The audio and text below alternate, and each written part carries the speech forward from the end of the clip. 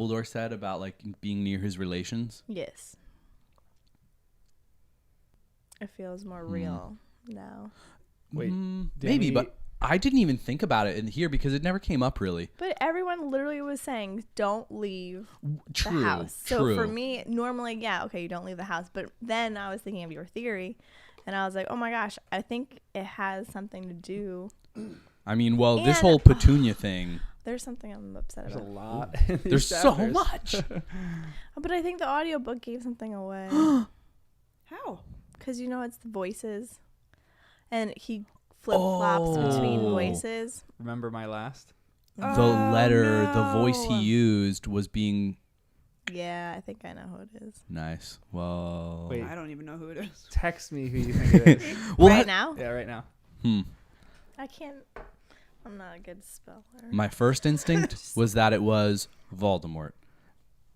And then I was thinking it was Lily. And I think that's pretty much where I landed. But then there's also the possibility that it's someone random just making threats. Like, I don't know how to. I feel like Petunia would know Sirius. I've never seen it written out. I don't know. Whoa. Was it? Hold on. I'm so It's funny. curious. Voldemort did go through my head too. Just remember my last. I was thinking of the wand. Yeah. I was like, okay. Remember the last time? Hmm.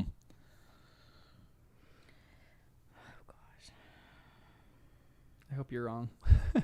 I hope, Yeah, it's so I much hope I better. am too, but I Yeah. don't know. It was very, How good is Jim Dale at creating different voices? Yeah. That's the thing. he's And would he good. try and it throw sounds you pretty off? Good from what you've talked about. Are you trying to spell it? Yep, I can't spell, so it's not coming up at all. So I'm trying to Google. I'm confused. Can't you just like get as close as you can yeah, and just then get close. But I'm I sure don't I'll even. just be able to decipher it. Oh wait. I was reading this like a million times, then I was laughing. 'cause No, I was really am like, terrible take away at the comma. spelling. Remember my All last I'll Petunia. try. Just but- try. Just try, yeah. That's where I my like mind it. goes when Yeah, I yeah, read yeah. it. I'm Excellent. not like huge into theories. It's like, how else can we read this? Also, welcome to everyone watching live. If you guys have any questions, again, feel free to throw them out. Morning. Or And then Morning I'll ask our trio here, our quad. Are we a trio or a quad? we're quad, but you're asking the It's trio. like a duo who hasn't read You it, can- a trio who I interview, and then a quad of all of us together. so true. I'm just the fourth wheel.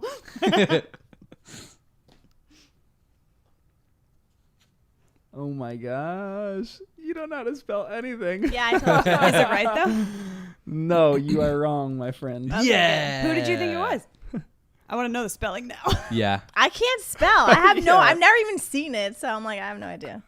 This is the world's worst spelling of this I know. I've ever seen. If you just texted me the name, I would have no idea who That's you're why talking I about. said, Wow, let that's me look funny. it up. No, don't say it out loud. This Well, is no, a no, now he has security to. of mine. Well, yeah, because it's wrong. So we can make no, fun of don't Jen. even say it. I want to know. Yeah. Trelawney. Oh, how did we It's- spell it? No. The right spelling is Just- Trewleney or That something like makes more that. sense. Trelawney. But I never hear. Like I've never. Yeah, I know. read You it. always hear it. I always hear it. So It doesn't Jen sound- spelled No, it. no, don't say it. All right, we won't. I'm I'm not gonna throw her under the bus. Can we know afterward? Yeah. Yeah. I just want to see. She spelled it, and I thought it was a different character. Join our Patreon to That's how see Jen's awful it spell. was. That's why I wrote under it. But you're wrong. So Are you just I'm happy saying about that that. though? No, 100% you are wrong. Because then I really liked my theory off of that. Oh, you had a theory based off of that. But you can. I'm just messing with you. So you got I to tell me know, what your that's theory why. is later. Ooh. And You're not getting any theories from me for laughing. according to Jim Dale, it was probably a female's voice, though. So maybe the Lily thing does line Yeah. up. Someone Unless in the Voldemort chat- talks like a girl sometimes. He did have a high pitched voice. No, right, it when he first literally came out. was. Yeah. Jen, someone in the chat asked, "Are you Hagrid's sister?" Because he can't spell either. Nice. Aww. Kindred spirits with Hagrid. That's great. So great. Okay, I have a few introductory questions for you guys. But mainly, I want to know how you guys like these first 3 chapters. Did it launch on a good point? I feel like you guys like the Goblet of Fire maybe a little bit more than this one. But how did you like this one? I did like it. It got to the action really quickly, which was great. And I can already tell that she's writing details, getting like into the thick of it. So I'm gonna really enjoy this book for sure. Huh? I heard this the other day.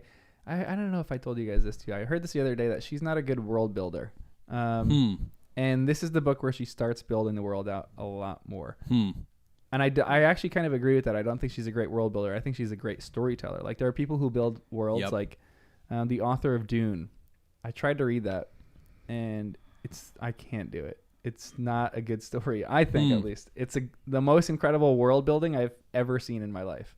And I have someone who read all of them who's telling me about it, and it's the best world building I've probably ever even heard about. But I'm like, the storytelling is really bad. I feel like J.K. Rowling is a good storyteller, maybe not a great world builder, but in this book, I think she builds the world out really, really well.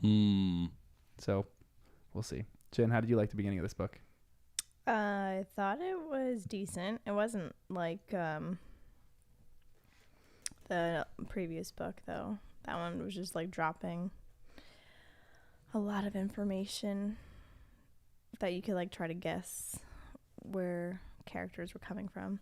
It was entertaining enough, I guess. And I guess it was interesting because right away, like at the end of the chapter, you're like, wait, why is magic and the Muggle world like combined so freely, I guess? Yeah. But yeah. Do you guys know what the Order of the Phoenix is now? Now, kind of. But still not really. But I know that I was wrong about what I thought it was. Yeah. Because it's a group of people. I mean, an organization. In the 30 theories that you threw out, one of them was right. There. But it wasn't like the top of my mind. Yeah. But we don't know anything more.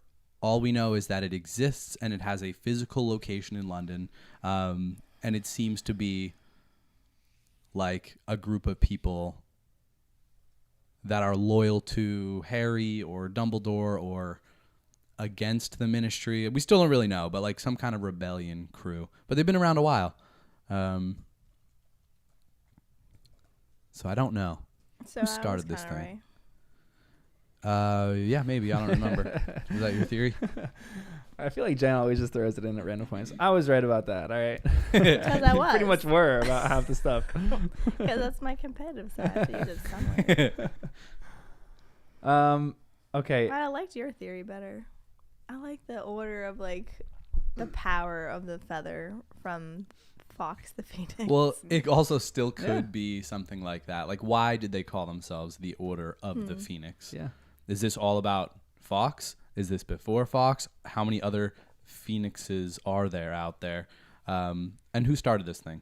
But in my head, it was the Marauders that started this because of the whole map thing. Just feels like it'd be like right in line with like, let's start a secret organization that can fight for good. I feel like it would have to be older than them.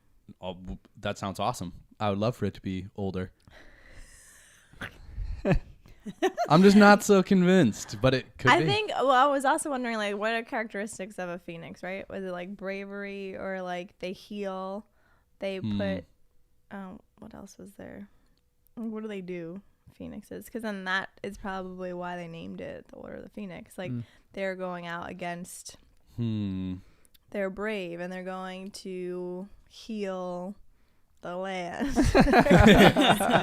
Or maybe it's, about the nature of the organization, that it rises from the ashes of itself when it's needed, and then sometimes it disbands when it's no longer needed. And maybe after Voldemort fell, it disbanded.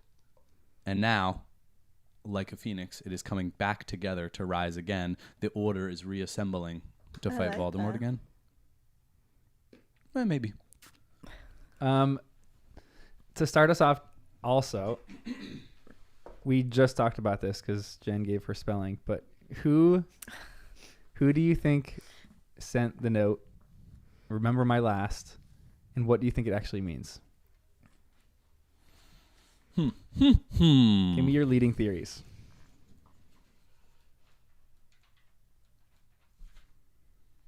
Maybe it's their mother, Lily and Petunia's mother. What would it mean in that case? Is Petunia... I don't know who's older, Lily or Petunia. Do we know that? I don't think we know that yet. Yeah. So I'm wondering if Petunia's older and Lily was younger, and it's just remember my last... Like, you're supposed to take care of your younger sister Right. while I'm gone or I've passed away. But then when I thought it was Trelawney, I was thinking that Petunia maybe is a squib or something and, like, did go to Hogwarts and had Professor Trelawney. And it was some kind of bigger... was it premonition or whatever for the... like how she sees. Yeah. I mean, it was something larger, and that was just a line from that potential future horrible thing that was going to happen. Dang. Okay. Involved. I like that. And so, yeah, remember my last Petunia. So, because she was so drastically changing her mind. Like, nope, we have to keep Harry. There's a lot of jaw-dropping moments in these chapters too. When Petunia knows that what Dementors are, and she says that, you're like, what? Wait a second. So, right, because we had a discussion, like, were Lily's parent, like, was the family, were they muggles or were they witches and wizards? Yeah, we still don't really know, but we got more hints in these chapters about Lily being a muggle. So... Lily being a muggle, I didn't get those. I forget. When we're going through the specifics, we might get to it. But I thought this was Lily, and I thought it was Lily's, like, dying wish. Like, maybe before Lily went into hiding with the Fidelius, she was like, hey, Petunia, I don't ask for much, but if the worst should happen, take care of Harry. And only because of the timing of when it came, it was like they were about to kick Harry out, right? And then the Howler arrives, and then all of a sudden they're not. Then Petunia's like, he can stay. Yeah. So whatever this vibe is saying, protect Harry, I guess, or I don't know, maybe. The only thing is a Howler has to be from someone that's alive, right? So now Does it? I think so. Maybe Lily's had an owl this whole time that's just been flying circles around, holding a Howler, waiting for this moment. It's like a drone. It's been circling the house for years, for 13, 14, 15 years, right? For 16 years right now. Well, we haven't seen a Howler come from someone dead before. No, it's true. And that's the weird and I feel part like about they this. record themselves. So now I'm thinking it can't be anyone dead. Interesting. Which is why Trelawney sticks better now. I also thought for a second that it was like, remember my last message, my last letter. If it was someone who's alive who, like, already has been in communication with Petunia. But it feels like Petunia wants to keep this part of her life a secret, especially from Uncle Vern. So it's weird for her to now be doing this in front of other people. Wait, but if it was remember my last, like, communication or letter, who was the last person who sent it? That's what I'm thinking. Like, it would have to be, in that case, probably someone alive. Or maybe, again, it was a Lily thing where Lily had owls lined up and said, like, hey, if I don't return, something happens to me, send this letter. I feel like that wouldn't be that hard to do, even if you write a Howler and give it to someone else, to Dumbledore, and say, hey, Dumbledore, this is, as a backup in case the worst should happen. These are my wishes.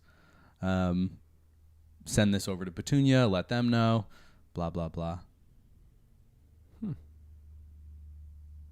Well, we'll talk about this more in a bit. But welcome to the podcast. I'm John. Jen. Danny. And Kristen. And this is Harry Potter and the First Time Readers. Our Hagrid's sister. I'm John, Hagrid's sister. Okay, let's start chapter 1 of Order of the Phoenix. Dudley Demented. Great chapter title. Give me a summary of this chapter.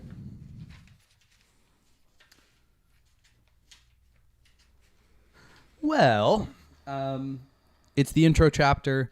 Dudley is a bully and a boxer, apparently.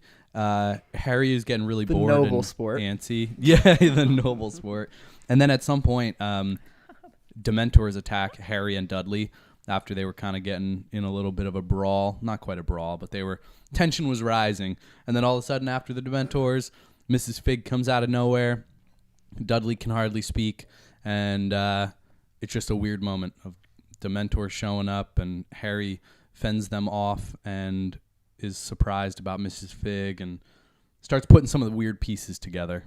Your Mundungus Fletcher came back. Yeah, Mundungus. Although, man, he's off on a bad start. But I still kind of like him. But I'm like, I laughed out loud at the last, or whenever it was, where Mrs. Figg was like, I'm going to kill yeah, Mundungus right. Fletcher. And I'm like, I like this guy already. But as soon as it said, like, she said something about cauldrons that fell off the back of a wagon, I'm like, he's a thief now? Oh, goodness. So I do like this guy, but it's just funny. Did you notice? So Mundungus Fletcher was in the previous book as a quick mention. Did you notice that Arabella Figg was mentioned in the previous book? Yes. Did you connect that it was this Miss Figg? Yes. So you previously did that in the Goblet of Fire? Oh, wait. What do you mean in the Goblet of Fire? So in the Goblet of Fire, Arabella Figg is mentioned. Oh, Dumbledore says, go notify 3 people. Yes. I forgot who the first one was. I forgot about Arabella Figg and Mundungus Fletcher. And you were like, oh, this Mundungus Fletcher guy. Mm-hmm. And you skipped over Arabella Yeah, you're Figg. right. No, I forgot that she was mentioned, or I missed it. Yeah. But when it came up here, like, I only was connecting it to the first book. Yeah. Like Mrs. Figg with her cats and the boring place. I totally Yes. forgot about But- her name. Like, the neighbor. I had all these like weird theories about cats when she first came up, and I'm like, oh, she was showing Harry the cats because all of those cats are really witches, Yeah. and she's trying to train Harry to be able to identify the witches in the world because they're all disguised as cats. And then I was like, and there were 3 of them, so maybe those are the other registered Animagus, and now Harry knows who they are. And I was like, forget it. She just has boring cats. She's just a squib, though. Yeah. She's very much her and Filch could hit it off a great relationship. They got a Whoa, bunch of cats. nice. Oh, You're we should so set them right. up. Oh, right. We can play matchmaker with them. Yeah. That is very sweet. I think we should. Because it's Mrs. Norris. What was her cat's name? She sent Mr. Tibbles or? Yeah. Something like that? She referenced like her cats, I think, a couple times, but I kept thinking they were people, like Mr. yeah. Tibbles or whatever. And I was like, is this like another neighbor or what? She's texting all the neighbors and making them as cats. She's like Moody made someone a weasel. Or a ferret. Okay, this book starts off. It goes, the hottest day of the summer so far was drawing to a close, and a drowsy silence lay over a large square house of Privet Drive.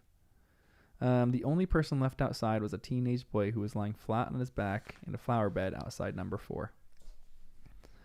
But then Mrs. Figg pops up. It's great. What do you guys think of Mrs. Figg? I like her. Yeah. But I'm a little confused about, well, I guess maybe it's more about the next chapter where she explains a little more. But why she was so boring. And she said she had to be that way because she didn't want the Dursleys knowing he was having a good time. But again, maybe it's just me. I always just want more communication. So I'm thinking, instead, how about just tell Harry exactly what's up? Yeah. But then explain to him what the plan is. Like, you have to pretend you hate this place, so the Dursleys keep sending you here. And then he could see her more than once a year. And think of all, like, the other things. Like, she could have been his mentor. Could have been the Hagrid. Or maybe let Hagrid do the first introduction when he's 11. But then from then on, Harry should have a teammate. Someone who's there that he knows he can go to with these things. He would have been going over there all the time. And they could have posed it as like chores. No, but that's what I'm saying. Make it something like torture, you know, like, oh no, I have to go over and do chores again, not clean the litter box another time. And then Harry could be going over there all the time. The Dursleys think he's getting tortured. They don't have to deal with him. And he could be getting like side training, tutoring well, maybe she's not qualified to really tutor, but at least Yeah. tell Like, him she's about the a squid. wizarding world, because she knows a decent amount. She knows all the people. She's connected to Dumbledore, which also is the opposite of Voldemort. Voldemort wouldn't dare respect her as a wizard because she's a squib. So the fact that Dumbledore and these other wizards are like, hey, That come up? you have value. What? That she's a squib? No, that Voldemort. I mean, obviously, No, she I'm has just power, but like, yeah. what it just. I thought he just didn't like Muggle-born. It Muggles. seems like he doesn't like muggles. He doesn't like even wizards that were born to muggles like him. Maybe. We're still deciding. Yeah, so maybe it just feels nice that a non-wizard is trusted as part of the inner circle. Do you think From Dumbledore. Like, Yeah. you mean. Yeah. I didn't even pick up on that at all. On what? Like what you were saying, like when Dumbledore is having people like go. Yeah. And is it too bright? Yeah. Maybe I'm just too tired. Good. In Goblet of Fire, he goes, Fudge or Dumbledore asks Sirius to alert the old crowd, mentioning Lupin, Mundungus, and Arabella Figg. So he mentions those three people. So you know Lupin, obviously. Mundungus Fletcher, you're like, oh, that's a cool name. And then Figg just goes right over your head. Yep. You're like, Totally. that's like missed another it. old person, and you don't really realize that it's That's a great. neighbor Arabella Figg. It's pretty Jim cool. Dale's accent for her is so great. Oh yeah. It's so cute. He is such a good voice actor. Oh my gosh. What do you guys? I'm gonna ask you guys a lot of just impressions of characters at the moment. What do you think of Harry, where he currently is, in his emotional state? Like at the beginning or the end of the chapter? Kind of throughout the whole thing, because does he change that significantly? He's I guess regressing. maybe. He's regressing. Yeah, I feel like he got less mature in the beginning of this. Really? Yeah, for whatever reason, it felt that way. Like the thing with, with Dudley at the beginning, he just felt so like childish, I guess. Like I took it as he's angry. yes, he's so Misdirected angry anger. and like he doesn't know how to process. I get that, like it's cool. And everything with Cedric, like maybe that he's not really processing. He doesn't. Well, it said at some point here that he was like trying not to think about it. And I'm thinking of Dumbledore's quote of like, the stuff that if you avoid feeling it, it'll only get worse later when you do feel it. It just felt like he was angry and antsy, and I get it, but at the same time, I'm like, you're getting communication from the people you trust, like Arthur Weasley and Sirius, I think, right? So just sit tight, relax. Do you know how hard that is? I'm sure very hard, but I think his reaction felt right for someone his age, but I wanted him to like rise above that and act like more than his age, maybe. So I think I just found myself a little frustrated that he was so like, I don't know how to describe it, but even with the Dursleys, I'm just like, can you just not like now at this point in my mind, I feel like he should be viewing like almost be more prideful. Like he should be able to be like, wow, there's a lot going on. And the Dursleys just don't know. They don't know their lives are at risk. They don't know the world changed. And they're mad at me because they're just stuck in their little worlds, and that's fine, whatever. And they say things, and it just rolls off, And then he can go in his room, get locked up there, study, read your books, and wait. A teenager boy is not doing No. that. No, I get it, but that's what I'm saying. He's not a 'cause, teenager like- anymore. He's fought the Dark Lord. He's But he is a held a teenager. dying boy in his Yeah, but that arms. doesn't Yeah, but that's mean- why he's reacting this yes. way. He doesn't know how to process this. And Danny, come nobody's helping him process. But No. I just want more out This of him. is all new territory for him. He's got to learn. Yeah. And And it's this definitely is coming the- out through anger. Yes, this is the way he's looking learning. for fights. And I just feel I like liked that, though. maybe that's part of his It's journey. accurate. What, you think it's accurate? I think, Yeah, because thought I so would too. be annoyed too. Like I Yeah. think I would be in a similar state where I'm just like so annoyed with everyone. I'm by myself at the Dursleys. There's stuff going on. Why isn't anyone informing me? Hermione and Ron are like together doing some whatever Right. thing, and I'm stuck here. Yeah. And I'd be annoyed. Mm-hmm. Mad. It is one of the stages of grief, right? 5 stages of grief. I think the second one is anger. Yeah. So maybe he's just processing through what happened. Second stage. Yeah. Wow. Yeah. Wait, is the first one sadness? Isn't it denial? Denial, I think it's denial. Oh, anger. denial, then anger. Okay. I used to have these memorized for work. Yeah. Oh. And something. Acceptance is the last one. Depression is the fourth one. Yeah. I forgot what the third one is. Well, maybe we'll see all of them in this book. Yeah. It's a big book. Sad. Yeah, maybe I just like time to myself, and it feels like that would be such a healthy thing if he did it the right way. To take this, it's not that long, like when did he get home from school? Like a month, he said he was at the Dursleys, and at least the final week of that was when he had already received the notice from the ministry and was locked in his room. So it was like 3 weeks that he's laying in hydrangeas listening to the news, and then another week that he already knows he's just got to sit tight and wait. And then by August 12th, he knows he's got the hearing. So like a few weeks, I'm thinking this is the perfect time to decompress. And it would not be fun. Don't get me wrong. But maybe it's just I have a hard time picturing the anger. It felt misguided. Oh, see. But if you guys, I'm thinking about my own personal you're like, life that makes experience. perfect sense. Yeah, I liked to push. I was angry a lot. Like just things that people would say. They were totally justified, and I would just want to like go back at them. Be like, you don't know, you don't understand. Like almost as a way of like self-coddling because it makes you like feel a little better in that moment. Yeah, kind of. I just remember being angry. Definitely went through the anger stage. For sure. So I can I related to him, and I was like, he doesn't know, he's young. I was 19 when I went through that, so he's 15. It's a lot to process. Yeah. His anger is manifesting in different ways too. Did you ever want to just like pick out a fight with someone, or were you ever like almost like instigating a fight? Because I think that's happened with me for certain things. Like I'll have gotten angry over something, and I'm like, just like in a bad moment of like the fury of my anger, I'm just like, please come over to me right now. Please like do this so I could just get in a fight with you and like, vent my anger and frustration. It's probably pretty terrible to do that, but yeah. Because Harry's anger is manifesting in different ways for this kind of stuff. Like those are the moments. I think a lot of his anger sometimes might be justified. Like I'm with you too on this. I think a lot of his anger is justified. If I was in his position, I'd probably be pretty angry too. But then it's manifesting in, I think, pretty poor ways of he's just a jerk. Yeah. To the Dursleys, which I mean, that's kind of justified. Yeah. To Dudley, which is kind of justified. But his true colors shown in a real, true, deadly situation. Am I jumping? No. Yeah. Oh, yeah. Like, right. He saved Dudley. If he was really digging into that like hatred and anger, he could have totally just left him there and been like, oops. And even deeper than that, how did he save Dudley? You guys remember? Patronus. How did he cast up the Patronus? What was the memory that he chose? We thought of Hermione and Ron, right? Yep. As angry and frustrated as he was at them for not giving them notices, the way that he casts up true happiness is by thinking of their faces. So deep down, it's being propelled by love.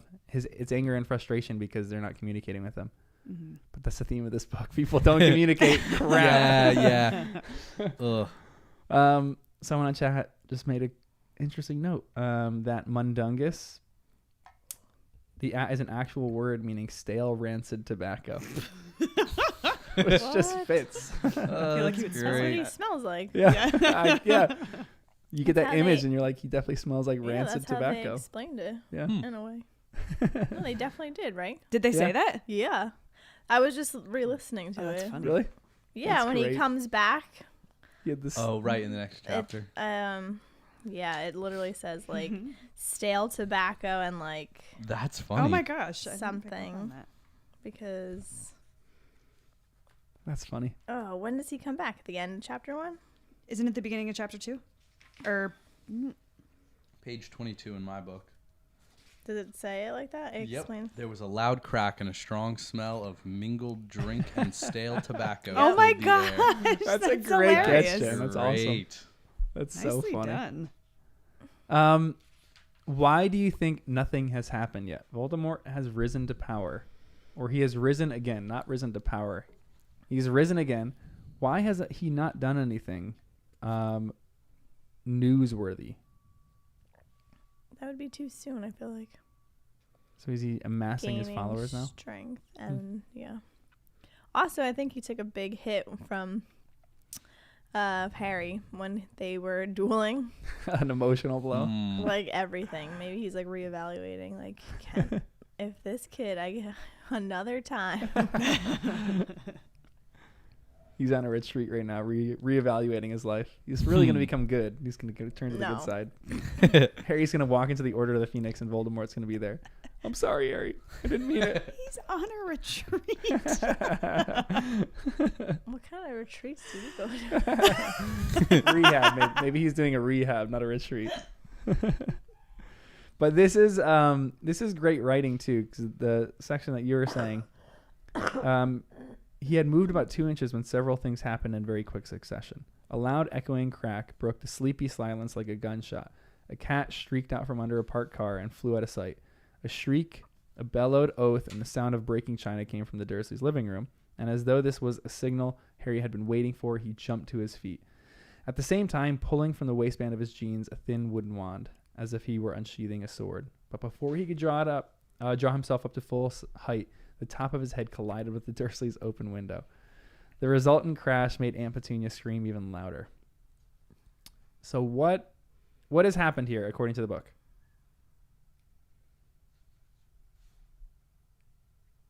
What's the loud crack? Someone disapparating or apparating, I guess the same noise. Okay. Mundungus. So yeah, it's written later that it's Mundungus. Yeah. Oh, that's not what you're asking. Yeah. No, that's what I'm asking. Yeah. Rehash the story. So Mundungus is the one that caused the crack. He left. Smells like tobacco. The cat's under the car. Runs away. Probably goes to a That was the one Figg. that, she was placing him there. Yeah. Mr. Tibbles, I think his name was. I keep forget. I think it was Mr. That Tibbles. sounds right. Yeah. Maybe. And then is this when the Dementors come into Little Whinging? Well, that's the part I don't fully understand. Why would they come then? Like, it feels like the Dementors or Voldemort or someone, they were watching the whole situation, waiting for their opportunity to get in. And then when Mundungus left, they were like, go. That's how it felt to me.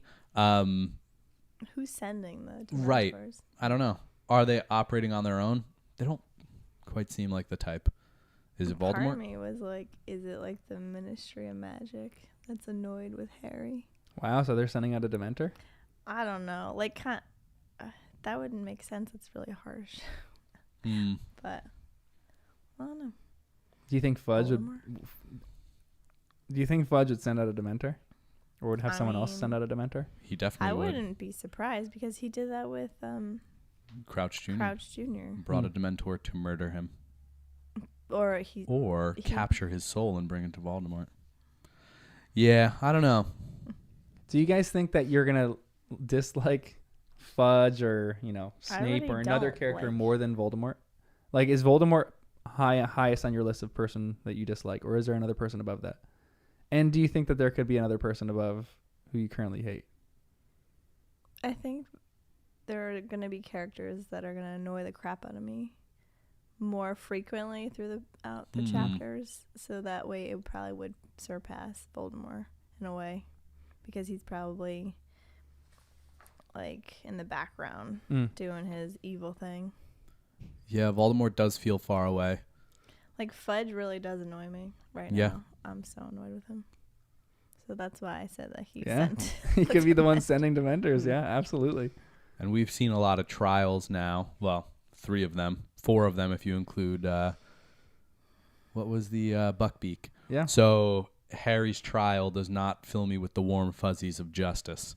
So I think when we get to Harry's hearing, it's going to be very frustrating. Because I just don't think of the Ministry as being just. So yeah, I'm definitely going to be frustrated with Fudge and other Ministry officials. It seems so lame right now. Are you guys frustrated with Ron and Hermione right now? No, not really. Really? Like, I wanted them to like give Harry a little bit more, but I didn't find myself annoyed at them. They wrote him letters, right? Yeah, but they didn't include a lot of information. But it was like because sit they tight couldn't. soon. Right. Are I they feel under like restrictions. yeah, That's what right. I I'm like thought. they don't want to put stuff into these letters. They could always be intercepted, or so we keep hearing. So it just felt like they're doing what they're told. Like they're not sending letters to Harry like on their own, sneaking on the side. I get the idea that like Harry is the center of attention, especially by the end of chapter 3, of all of the good guys. So anyone who's sending him a letter, that's not just Ron in his room like, oh yeah, Pigwidgeon, send this off. It's like getting his parents are reading it with him and saying, okay, you can say that. No, cross that out. You can't write that. And like, it feels like it's not as simple as just friends writing letters anymore. But I think my thought was that Ron and Hermione are at this headquarters Oh, okay. sending letters from there because they're trying People live at this place, you think? for Yeah, could be. temporary time. I was just picturing them at maybe. the Burrow, but But that's why I don't. At first, I thought that's annoying, right? Oh, they're just hanging out. I'm like, oh, they're bonding with their relationship is growing, I should say. And like Mrs. Weasley loves Hermione, so she was like, "You can stay with us, especially because everything's going on. Your parents are clueless because they're Muggles, blah blah blah." But then I thought, because of the way they were writing to Harry, that they were at this Order of the Phoenix already area. yeah, that might make sense. Because then the Weasley parents were also given a task to like, what did Dumbledore say to Mrs. Weasley? And then Charlie too, right? I don't know. So I was like, maybe the parents are involved with something else, so the kids should be somewhere safe. But that would definitely make sense. Do you think so? Ron and Hermione, they're kind of restricted on communicating, but why doesn't like Dumbledore come to, little whinging and communicate some of this stuff to Harry? Like, why is Harry so in the dark here? That doesn't make sense to me yet. Feels weird. But maybe it's like less knowledge the better for you. Like no one. Yeah, but again, it's just other people like deciding for Harry. I'm like, just tell him stuff. But that's been every book so far, to be honest. Say, that's the Like pattern. that is the move. Keep Harry in the dark, and thus us in the dark. Poor guy. So yeah, I'm like, oh That's man, why he's so angry. Yeah, because he's been in the dark forever. He's a mushroom. What? Because you keep them in the dark. And then And you didn't know about mushroom growth? environment. Because that comparison's just always at the forefront of my mind. In front of mine. Was he like Toad from Mario Kart? He was the best. Man, I don't know. But in my mind, again, I trust Dumbledore, so I'm like, there must be a reason. And they're giving him communication. Dumbledore's running around doing all sorts of different things. I feel like there must be a reason. Maybe that's just the place I'm at where I'm like, trust Dumbledore, trust the Weasleys. They're telling you this stuff. Just sit tight and wait. Because in the past, I feel like, no. I was going to say maybe that's always worked out. But even as I'm saying it, I'm like, if he had listened to every piece of advice that like the Weasleys or Dumbledore had told him, would it have worked out? I feel like no. He has to embrace his rebellious side and just listen to his heart. And he's done that a few times where I think it's paid off. But I can't remember at the moment. And maybe this is again why Harry is like ticked off. Yeah, I know. I was thinking that too. When it's calling for you. Yeah, what is that from? It's like the techno song or whatever. Yeah. What was it? There's nothing else you can do. I don't know where you're going. Danny's Is it gonna a sing the Disney whole song? song right now. I It's not a don't Disney know. song. No, it's just like a popular. I thought it was Disney because he always references Yeah, we're not Disney. going Yeah, no. But in high school, we had a little dance crew, and we did a dance to that song one time. Is it a dance Oh crew? my Yeah. goodness. Not your kind of Were you part dancing. of That's this? actually No, I was good. the judge. You're we the did like a America's Got Talent kind of thing, or like American Idol, Yeah. or talent show. Oh my Exactly. And I was the Simon Cowell judge. It So I'd was be hilarious. super harsh. Yeah. But what you're saying, Danny, makes sense because, here is Harry's anger truly justified here because no information is getting told him, and he really is the center of attention here. He used a person in the graveyard, so like, is his anger truly justified here? I mean, anger maybe, is it ever justified? I don't know. But in this moment, he's probably so frustrated because he's like, I was there. Mm-hmm. He even says this to Ron and Hermione later. Maybe we haven't gotten there. I have to cut this out of the podcast. But like how he communicates to people, it's like, I was there. I like saw all this stuff happen. Mm-hmm. So like, why aren't you keeping me informed of this kind of stuff? Yeah. You know? Yep. Yeah. I mean, Voldemort is after him. Right. Yeah. Specifically. Yeah. So. And maybe I just keep expecting there to be an answer at the end of this, like where he finally talks to Dumbledore and Dumbledore explains why. And that better be a pretty good reason. Mm. And in my head right now, it is a good enough reason. But I'm going to be pretty annoyed if it isn't. Like, just because why keep him in the dark? Yeah. Every time they keep him in the dark. So why now? It feels like he still thinks of himself as a kid. And even with the whole... well, we'll get to that in the next chapter, but like, you know, using magic when he's not supposed to, underage, blah, blah, blah. Like, I do feel bad for him. He's just getting like tossed around and no one seems to really respect his own opinion. So it just feels odd, the whole thing. Because, I mean, we talked about this line before, but Harry watched the dark figures crossing the grass and wondered who they had been beating up tonight.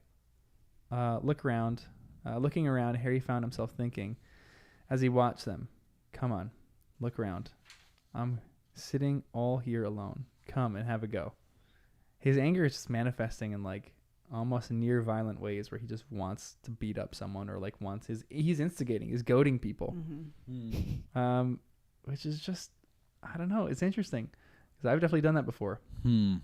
So he threw away their chocolate. Their birthday presents. That just felt so like... You know what? In the moment, you just got to do something. Is and that it's like a satisfying thing? Yeah. I guess you're right. I'm throwing this away. So it's like so petty, but it kind of is so petty. But in the moment, you got to just do it. It's something to do, and you can't break anything else. You might as well throw away chocolate. It's like meaningless to the people that gave it to you. Yeah, right. It still lets you for him get out some anger. Symbolic. Yeah.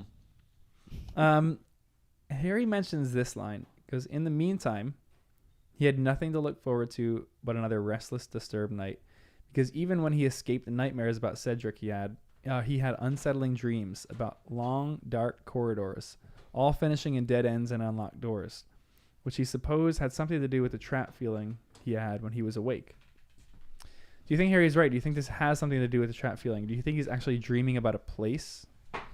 Or is this just a metaphor for, like, he's in the maze of, you know, the Goblet of Fire? And it's like a different kind of maze. I think it's a real place. So is Harry constantly having visions then? I think what is this real place? Whatever Trelawney has, this divination thing, I think Harry has more of that than he realizes. And when the whole thing with Voldemort, we still don't fully understand when he was like 1 year old. But I feel like Voldemort knows a little bit about the future, just like Dumbledore does.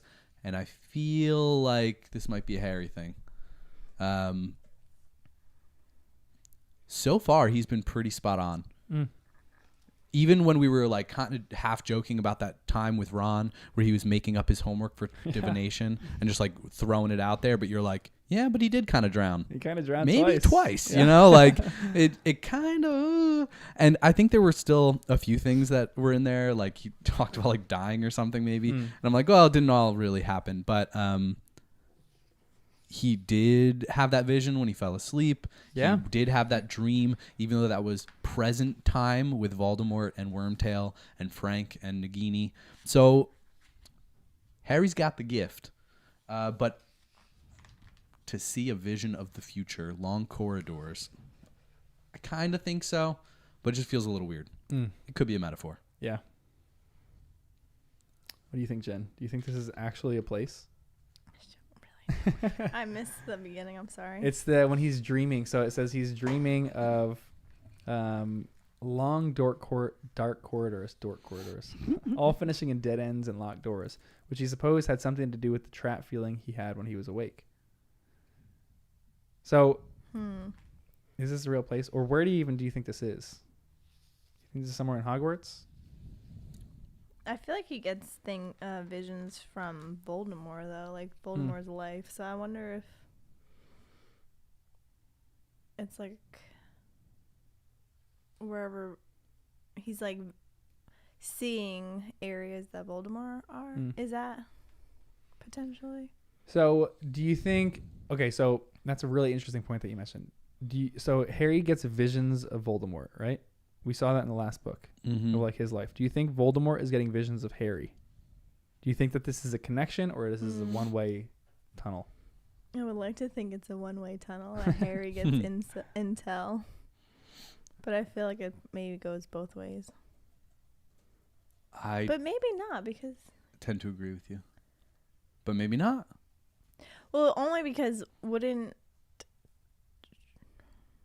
Voldemort have known about the Goblet of Fire? Like that Harry... I guess no. They put his name in the goblet. And he wasn't like fully formed. He was a demon baby at that point. So maybe he didn't have the connection quite yet. Yeah, not a strong enough connection. Yeah, I think it's both. It goes both ways, and some because why are they protecting Harry so much too? Yeah, maybe. And why do they have this connection? We'll find out. I hope. Well, it has to. I mean, I think it has to do with the instance as a baby when he tried to kill him, and then the fact that they have some kind of connection because their wands are from the same phoenix. Is there any way they're somehow related? I don't know. I don't think so, but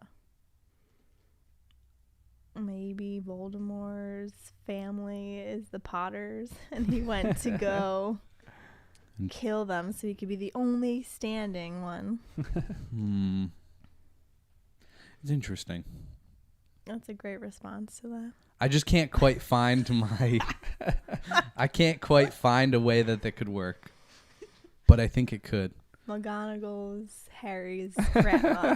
No. Let's just go back to that. She still could be Voldemort's mom. Oh my gosh. But I'm just trying to think of the Petunia thing because she gets that letter like, remember my last. So I'm like, maybe that's from Voldemort. Right. Well, that was my initial instinct, but then you said that. That still feels weird. Like, could Voldemort be Petunia and Lily's father? Yeah, maybe. But that whole connection thing just still feels Their weird. Father? Well, age-wise, that's the only thing that would make sense. Ew. You were the one who said he was hot. So don't even... This is true. Jen, last movie, Voldemort was kind of good looking. And this is coming from a Hermione. So, like, let alone those who lean evil. Wait, what? Because you guys are Hermione's, Oh. But like, think of all the evil people out there in the world. And crazy think about hair, Mrs. Malfoy, Yeah. That woman who was going to Azkaban, like yelling in the trial. These are people who'd be totally down with some Voldemort. One-on-one time. Yeah. Oh my boy. Anyways, I'm just trying to think of how there could be a connection that goes deeper with Voldemort and the Potters, but there's not enough to come up with anything substantial. I know there has to be, but there is a connection, was, like, and that's why I think it's two-way. Why was he going to kill them? Is like what I want to know. Yeah, we still don't really know the answer to that. We still don't even know if Lily is a wizard or a Muggle. No, I know she's a witch. Oh. You don't, but that's okay. Yeah, I guess I'll catch up eventually. Maybe. And so I'm gonna eat those words. You know what? I think I'm just projecting other movies, and it's usually a two-way thing. Because this was a Star Wars thing in the most recent 3 Star Wars movies. In one of them, I forget which one, it's the Kylo Ren and Rey thing. They can both see each other, and they're like, we got to find each other based on the visions we're getting from each other's perspective. And it just gives me that vibe here of like, this is a two-way street.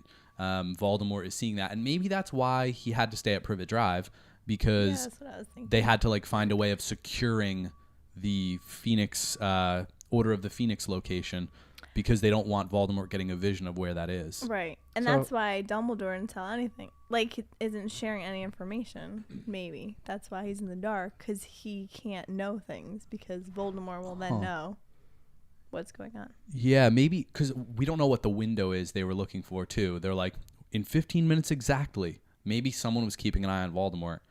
Well, that seems a little extreme now, but like, what if they can't let Voldemort be asleep when it happens because he'd get one of those visions of with Harry. He'd dream. They're like, he's awake. Move. But also, and then there by was the time so many people there, coming to get Harry. That's what I thought was interesting too. that was so like weird. instead of just one, like it could have been Tonks or Mad Eye Moody, but it was like three or three. It was more than that. It was a whole bunch. I wrote them It was down. enough that they were like surrounded, and there was a backup crew. Yeah. Like they expected to be attacked.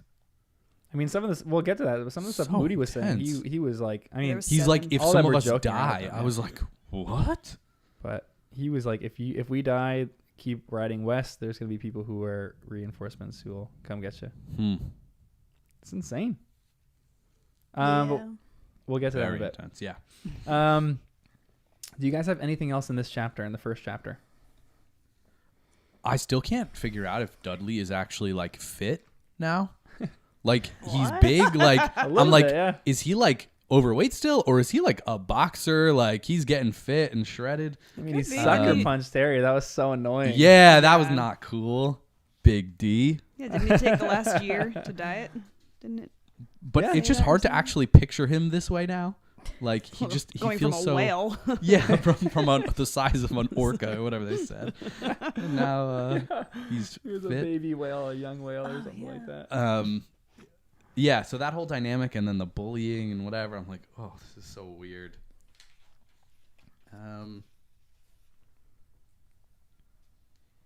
He's kind of fit now. He's like, I guess because boxing just gets you in shape. So I think he's still massive, but I feel like he's gone from like being baby weight to being like, like adult overweight. Like weight from baby whale to whale.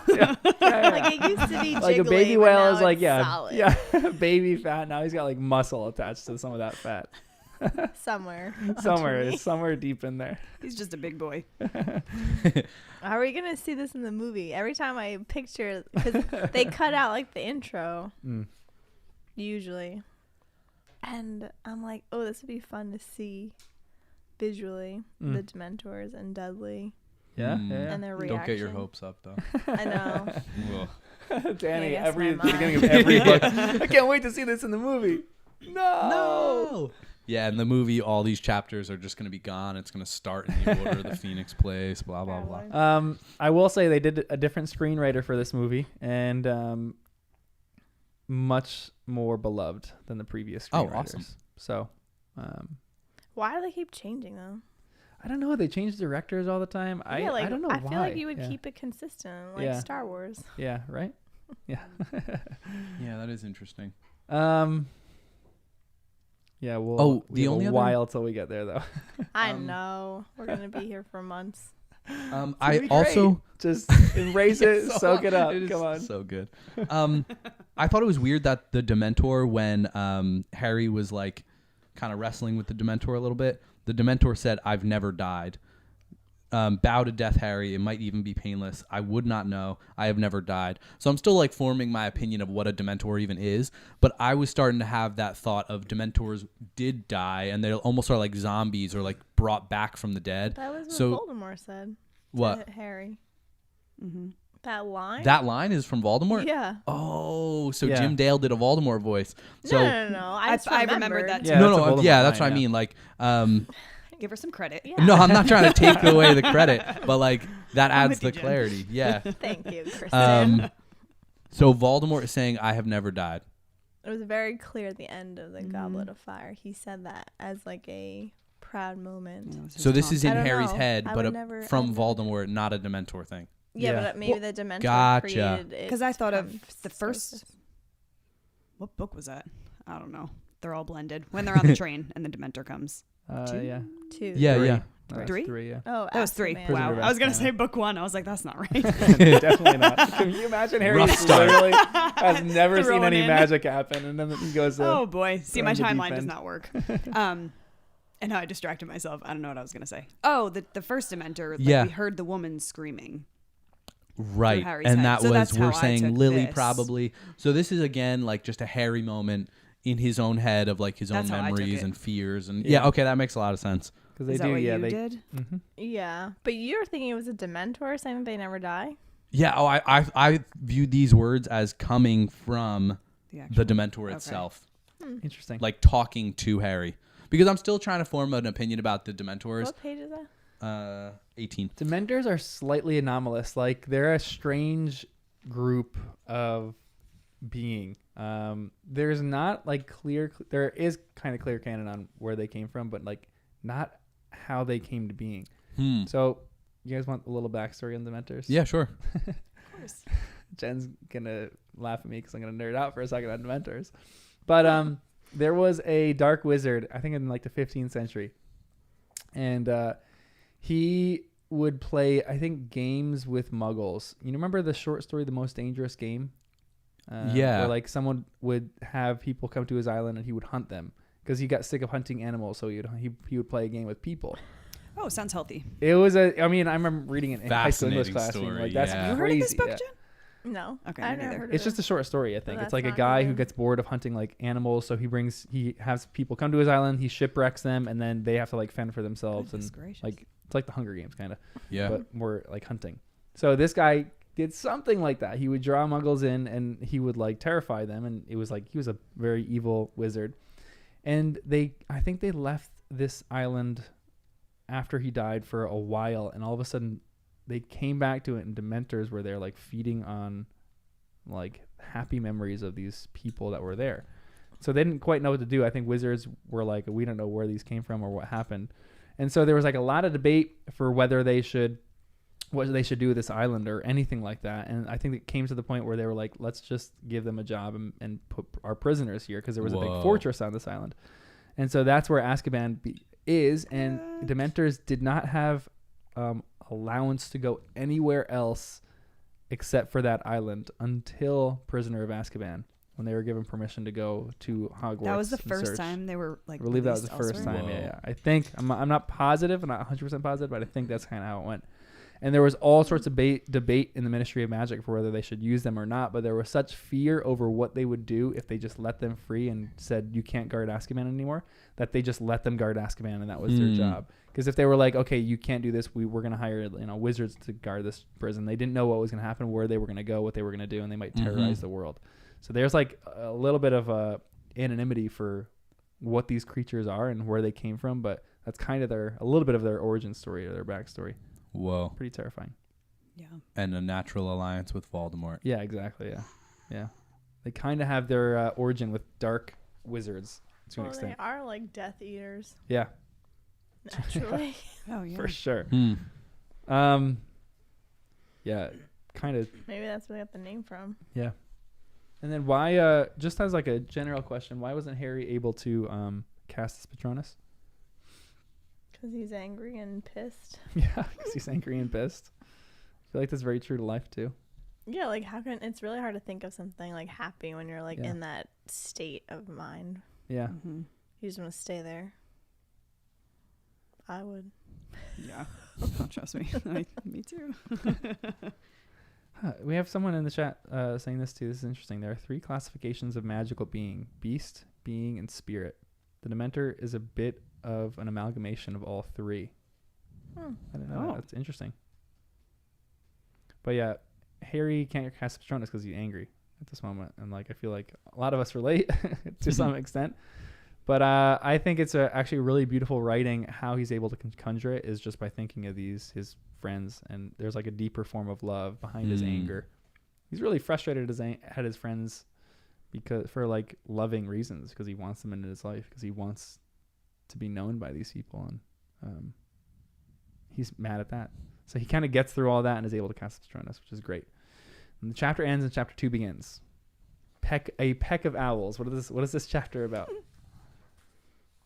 Kristen, you have one? Oh boy, I wrote a lot. Hold on. Oh, nice. I'll just read it. I don't really know what I wrote. I don't remember. We discover Mrs. Figg is a squib and has been keeping watch over Harry all these years. Harry is expelled from Hogwarts for performing magic. Then it's reversed from Dumbledore fighting his case. Everyone is sending owls to tell Harry to stay in the house. Vernon and Petunia have what... I kind of went into like my own thoughts. Vernon and Petunia have what feels like the very first real conversation with Harry about the wizarding world. Vernon wants to kick Harry out, but something is causing Petunia to keep him there. Because of the howler. Remember my last, Petunia. Remember my last. What a great line. We talked about Mrs. Figg being involved in the wizarding world. There's an all-time line right here. What's up, Figgy? It's one of my favorite lines. I just laughed. I wrote that down. It cracked me up. That makes me like Mundungus a little bit more. I mean, he like fluctuates in my mind, but when he just comes back and goes, "What's up, Figgy?" Yeah. So great. We talked about Mundungus Fletcher too, but what are your general thoughts on Mundungus Fletcher?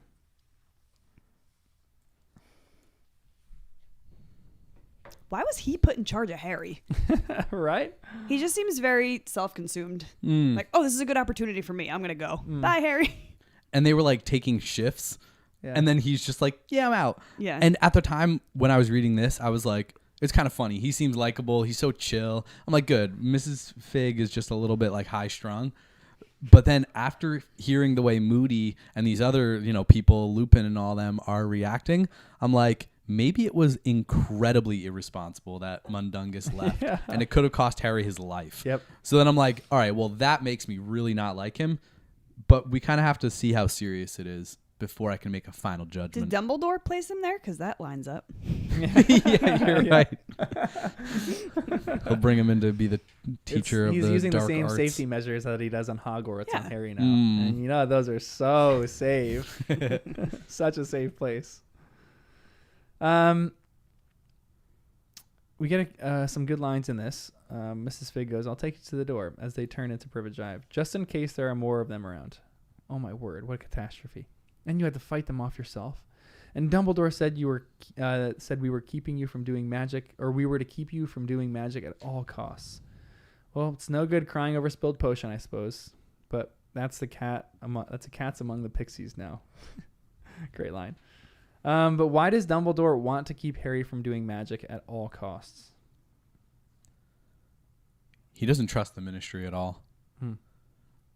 It makes me feel like the Ministry doesn't know where Harry lives, so that even a bad person in the Ministry, like Lucius Malfoy, he might not know where Harry actually lives during the summers, but they have this method. The Ministry have their own ways of detecting underage magic. They'll know already. You mark my words. So like they know that the Ministry has this giant monitoring system of magic in place. So maybe it's because it would give away Harry's position. But it seems weird that they wouldn't already know where he is. Like a giant Marauders map of some kind to show where all the wizards are in the world. But something about him using magic, I think, gives away his position to Voldemort. Or the Ministry, or both. Do their wands talk to each other? Ooh, interesting. I don't know. Maybe. I don't even know what that means, but maybe. Dumbledore's like, or not Dumbledore, Voldemort's like reading, he's like passing spells out that like can track Harry through the wands. That'd be pretty crazy. It's like a walkie-talkie system, but like unintentional. In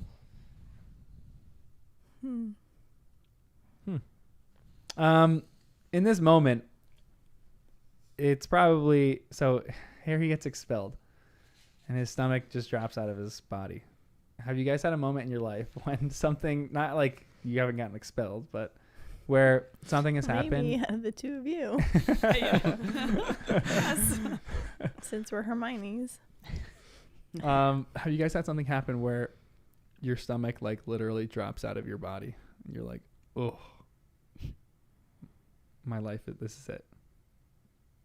Yes, I just can't think of it. Yeah, same. I'm trying to recall. I do have a funny story, but let's hear it. Tell it. I don't know if I should say it. Come on. I mean, it's whatever. I won't go into specifics. I sent a text that I thought was only meant for my siblings years ago, and my parents were in it. Yeah. And then your stomach drops. Yep. I found my mom's phone and was able to delete that one. And I was looking outside, and my dad was outside, and I just saw him pull his phone out of his back pocket, read the text, shake his head, and I left. Left the house. I was like, well, bye, guys. I'm out. I don't know how long I was gone for, but she's never been back. Oh man. Yeah. Anyway, my stomach dropped. Ooh. The fact that you got to look out the window I and witnessed watch the whole thing. Oh, Yep. goodness. I was like, well, I'm dead. And I'm picturing your stealth maneuvers getting to your mom's phone. Like, what? Ran around the house trying to find it. Yeah. That is great. Yeah, got 50%, and then not so lucky with the other 50. Great attempt. I think because of the expelled part, it reminded me of a school moment where this happened. John was there. So we were going on a field trip. I think it was 8th grade. We were going to the city, and we were going to tour CNN building or something. And we were going to like go in all the studios where they film things, blah, blah, blah. 9th grade. 9th grade? Oof. I was old enough to know better. So I thought we could wear jeans to the field trip. So I go to put my jeans on, and I had a knife because I had gone hiking or something, and I swap it into my dress pants that I would wear to school. Just kind of like I would have pairs of pants laying on the chair at the end of my bed, blah, blah, blah. Find out, can't wear jeans. So my mom says, no, other pants, blah, blah, blah. I swap. We get to school. We get going. All of a sudden, we finally get to the CNN building, and I feel like we're about to go through metal detectors, and I'm like, oh my goodness, I have this knife in my pocket. Shoot. And I'm like, what am I going to do? So I turned to my friend Jimmy, and I'm like, you've got a backpack. Put it in one of those lockers. Let me like put this in there. It's going to be fine because the backpack's in the lockers. It doesn't go through. And then he's like, no, I'm not doing that. That's crazy. I don't want to get in trouble. He said, we're in the gift shop. Just go hide it in the gift shop and get it later. I'm like, great idea. So Oh boy. I go into the gift shop and I hide this knife between two random t-shirts in the gift shop. And then we go on this tour of this whole facility. No. And there's just this moment where we're like going through the tour and I'm high strung the whole time. I'm like, oh my goodness, what have I done? And all just because I didn't want to lose this knife. I could have thrown it in the trash or something, but I was like, no, I want to save this thing. It's awesome. And then there was a moment, this big long hallway. I see these gigantic security guards coming down the hallway, walking. And I'm like, this is it. And then they go and talk to my teacher. And then they talk to her for a few minutes, a while. And I'm like, I know this is about me. But then they walk away. I'm like, maybe I'm in the clear. So we get back to the gift shop and I go over to where I hid this thing. And I like get close and I turn to make sure nobody's looking, and my teacher is right there staring at me, and I'm like, abort mission. So I just turn and leave. And then I was like, oh well, I lost it. Some random person's gonna find it there in the gift shop later, so be it. But then the rest of the field trip, my teacher was being super suspicious. Museum of Natural History, blah, blah, blah. She was keeping an eye on me. I couldn't go to the bathroom by myself, whatever. And I knew, all right, jig's up. So we get in the bus on the way back, and we go through this whole thing, get back. The principal talks to me, pulls me in the office, and says, did you leave something in the gift shop? I was like, oh, my goodness. So I confessed the whole thing. And I was like, it was so dumb. I have no idea why. In school suspension, 2 days. And at the time, it was definitely a punishment. But by the end of those 2 days, I was in this in-school suspension with just me and the principal for however many days. I think it was 2. And we became actual friends. He could tell that I had no ill intent. So by the end of it, we were boys. He had only been the principal for like a year or 2, so he was kind of fresh. He came from the inner city. I think the idea of a knife at school freaked him out. Yeah. Rightfully so. And so then by the end of it, he's like, oh, okay, there was nothing crazy about this. And then he asked me to mow his lawn, and I mowed his lawn for the next 4 years of high school. That's incredible. That's so cool. So anyways, I feel like this was like a parallel Harry story. In that moment. Yeah. Like if we were reading about this in the book, you would be like, why didn't Harry just go to the teacher and say, here, this is in my pocket? Yeah. You know, why is he being an idiot? And I'm probably the same age as him too. Very fair. Yeah, you have to be more mature about everything. But he's the chosen one. I'm not the chosen one. How do you know? That doesn't make your maturity. He's just the chosen one. I guess. I just expect a lot out of Harry. Maybe you are a chosen one. I'm the chosen one. Nice. A chosen one. The chosen one. Yeah. Wait, someone's asking, do you still have the knife? I do, yeah. No way. Yep. How did you get it back? The principal gave it back to me. My parents had to come in for that whole bit. Oh my gosh. But Did you yeah, get punished at home too? I did, but they also, I forget what that punishment was. It wasn't nearly as shameful as missing school for, I think one day I wasn't even allowed in school until they arrived at the punishment of in-school suspension. Maybe. It's all a blur. It was so long ago now, but it was something along those lines. I don't know why suspension is like you don't come to school. That is like a gift, Right? It is kind of, right? Yeah. But in school suspension, it was like a really long detention, just sitting in one person's office like the whole day long for 2 days. That was rough. It is wild too. Like, why can't they? I mean, I feel like when you're a teacher, you know good students from bad, and you know good intentions from bad students. I'm like, Danny wouldn't like have had ill intent with a knife. Like that's the most ridiculous, ludicrous thing I've ever heard. So I'm like, just, you know, like hear his story and be like, oh, that's like an honest mistake. Like there's two things, or one thing I have a story. I got punished from one thing that was like the stupidest thing ever. Well, I got like punished for a lot of stupid things, but when I was in, I don't know if you remember this because you were in my class. I think you might probably remember this. I'm thinking of a few stories. I'm just not sure which one it's gonna be. And I think it was second grade. Oh, this is me and Danny were like we were like block builders. We were like architects back then. We built like all this like cool stuff, intricate stuff. We were great. And our teacher was like very intense. So one time, I have a few different ones from nuts, insane teachers. But I would get a peanut butter and jelly sandwich every single day. And I just didn't like peanut butter and jelly sandwiches that much. And I like didn't want to tell my mom. I'm like, but I just kept getting them. And so I ate everything else except for the peanut butter and jelly sandwich. And what I would do is I would usually just throw out the peanut butter and jelly sandwich. And apparently that was a big taboo. So I remember one time going to the garbage can, having the peanut butter and jelly sandwich and just throwing it out in the garbage can, like not thinking that much of it.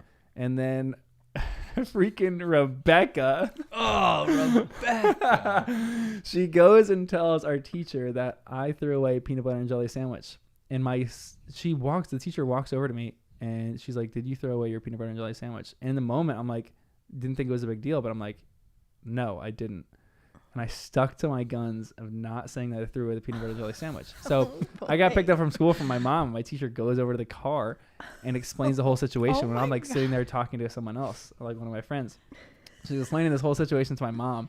And then like nothing happens. And I just like go home and we're like fine. And I'm like, my stomach is in knots. I'm like dreading something. And then all of a sudden I get a call from someone at my house. And I'm like, this is my life is over. I'm not gonna be able to live anymore. I'm like, Harry, I'm like, okay, I gotta run away. You know? Run away. Oh my. And it was the teacher again, and she called my dad. Are you serious? And because the bigger issue with my parents was that I just lied about it. Like, why didn't you tell the truth? Why didn't you just tell us you didn't like the story? So I remember my dad came and he like sat me down in the bed. He's like, looked me in the eye. He's like, did you throw away the peanut butter and jelly sandwich? I remember breaking down and crying and weeping.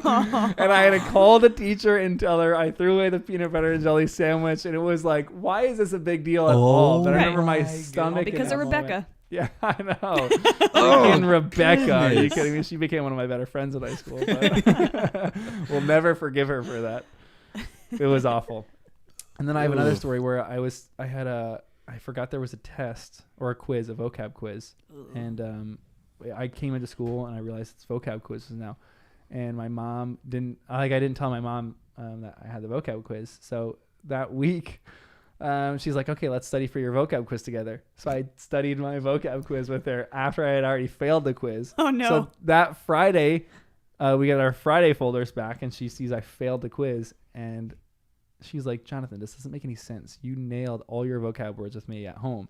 And she goes to the teacher the next Monday, has a whole conversation with the teacher about how I knew the vocab words. Can I just get a retake on the quiz?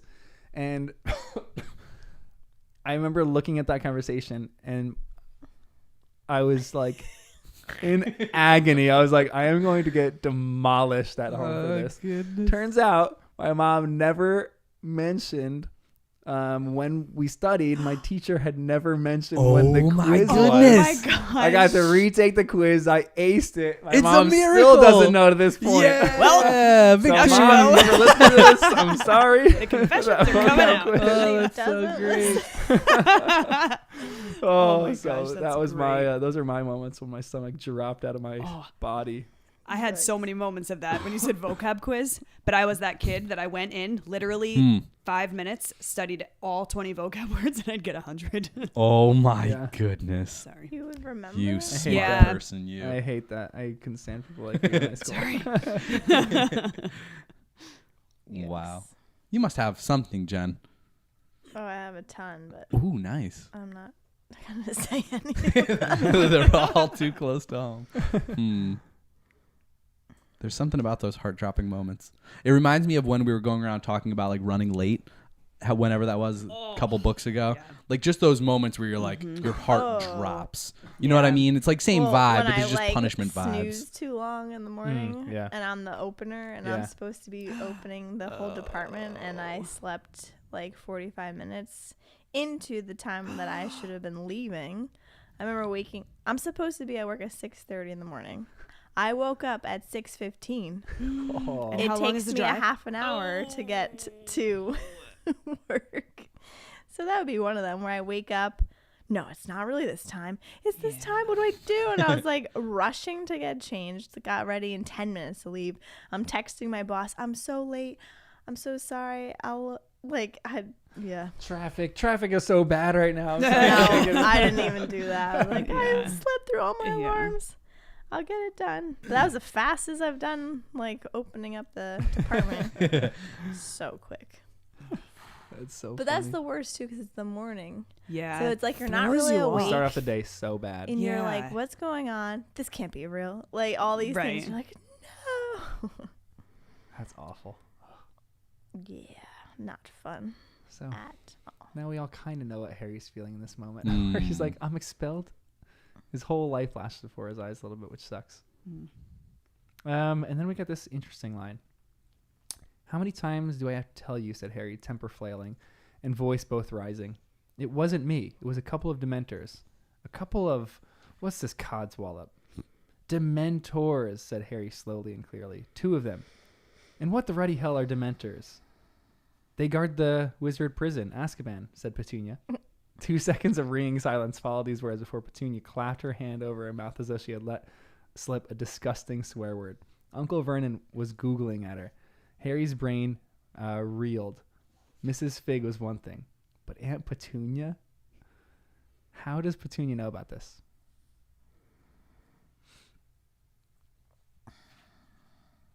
Is it just because her sister is magical, or is there another reason that she knows about Dementors? I feel like her family were all wizard and witches, and she wanted out. Or she's a squib, like we mentioned before. We had discussions about this in the past. Because it came so easily, but it's like she doesn't want to be a part of the world. So she just is in denial. Is it like, possible pretends. she's not a squib, though? I thought that too. But how do you not use any magic? I don't know. Well, the 2 options are Lily's Muggleborn or she's a squib, right? I don't know. He's saying there's a third option. Well, I'm saying the third option is that the whole family is a family of wizards, and I would make her a squib, though. No, that she is also a wizard, but just doesn't use her powers. Which, yeah. I don't think she is, but it's at least an option I'm mulling over. Do you think How that do you not a use your wizard can magic? repress their powers? Mm-hmm. Like a wizard cannot act like a wizard. Yeah, I don't definitely. know, but with emotions, I thought it comes out. Yeah. Like, you can't control all your emotions. Yeah, but if anyone could, I feel like Petunia. It would be Well, Petunia. she's blown up on some people, but she does repress a lot. Like, even in this moment, this is like the first time we've seen her let it slip that like she knows stuff about the wizarding world. So she's good at holding in her emotions. Maybe I'm picturing a Matrix red pill, blue pill moment. You know, like you finish up Hogwarts and they're like, take the blue pill. We'll do a little memory charm. You'll forget any of this ever happened. Boom. But I don't know. I'm just thinking back to the sister days, her and Lily, and when did she start to resent all the wizarding stuff, and like when Lily and James were dating or getting married, like was she around? Was she the maid of honor? Do they even do that in England? Did she date Sirius at the same time? Did they all hang out together? She was like, that's the part of the dynamic I just don't understand. Like talking about wizarding things with muggles. It feels like Harry's going over the line with this. But the fact that Petunia already knows, I'm like, what can you do? Like, is it only squibs you're allowed to talk about this with? And Mrs. Figg, what's her story? Is she a squib? Muggle? I don't know. She said she's a squib. She did say that, right? So her family, who is it? I don't know. So maybe that's why this would confirm Petunia is a squib. That's why they were allowed to talk about wizarding things. But Uncle Vern now and Dudley are really learning about wizarding stuff. Is that allowed? They're going to have to memory charm these guys? Well, it seems like Vernon doesn't know at all that she knew anything about magic. Right. Petunia, right? This seems like a surprise to all of them. Like Petunia just let it slip. Like she, but like you said, Kristen, this is like the most genuine conversation we've seen yet. It's actually like being honest. It's not pretty, but it's honest. They're just being like real about what's going on, and Harry's trying to just tell the truth, and it feels kind of healthy. Like it was satisfying in a weird way. Like yeah, just get it all out there. If you're allowed to talk about it. Get it out there. Let them know that Harry's a little bit afraid about what's going on in the world. Get it out there that Petunia knows more than we think she does. I don't know. Feels decent. But what's her deal? Yeah. Do you think she went to Azkaban? No, I'm just kidding. She's related to the Dementors. Oh man, she got her soul sucked out once. She's slowly regaining her soul back. And she got her wizard soul sucked out. Yeah, there you go. Her muggle soul is still there. Got to replace with a boring muggle soul. Man, I have so many questions about that, but what do you guys have any more sympathy toward the Dursleys in these moments? Like even when Vernon tells Harry to leave because he's not going to put his family at danger. Like yeah, it's terrible because we're getting it from Harry's perspective, but do you guys have any more? Do you have, maybe just the question is more or less sympathy toward the Dursleys in this moment? I had more sympathy towards them in this moment. It started to grow. Yeah. I felt like for the first time, Vernon felt like an actual person to me. Yeah. After that conversation. So I can see where he's coming from. It sucks because Harry's still family technically, but I don't know. I guess a little bit. Yeah. My one thing too, though, was would the Dementors come into the house if they were inside? Could they? I don't know.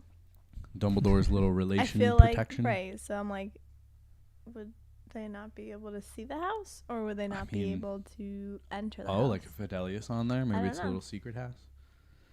Could be. But Harry's getting a lot of advice to not leave the house. And that's why I was like yelling at Harry a little bit. He's like, his mind was racing. He could run for it. And I'm like, no, Arthur just said, don't leave.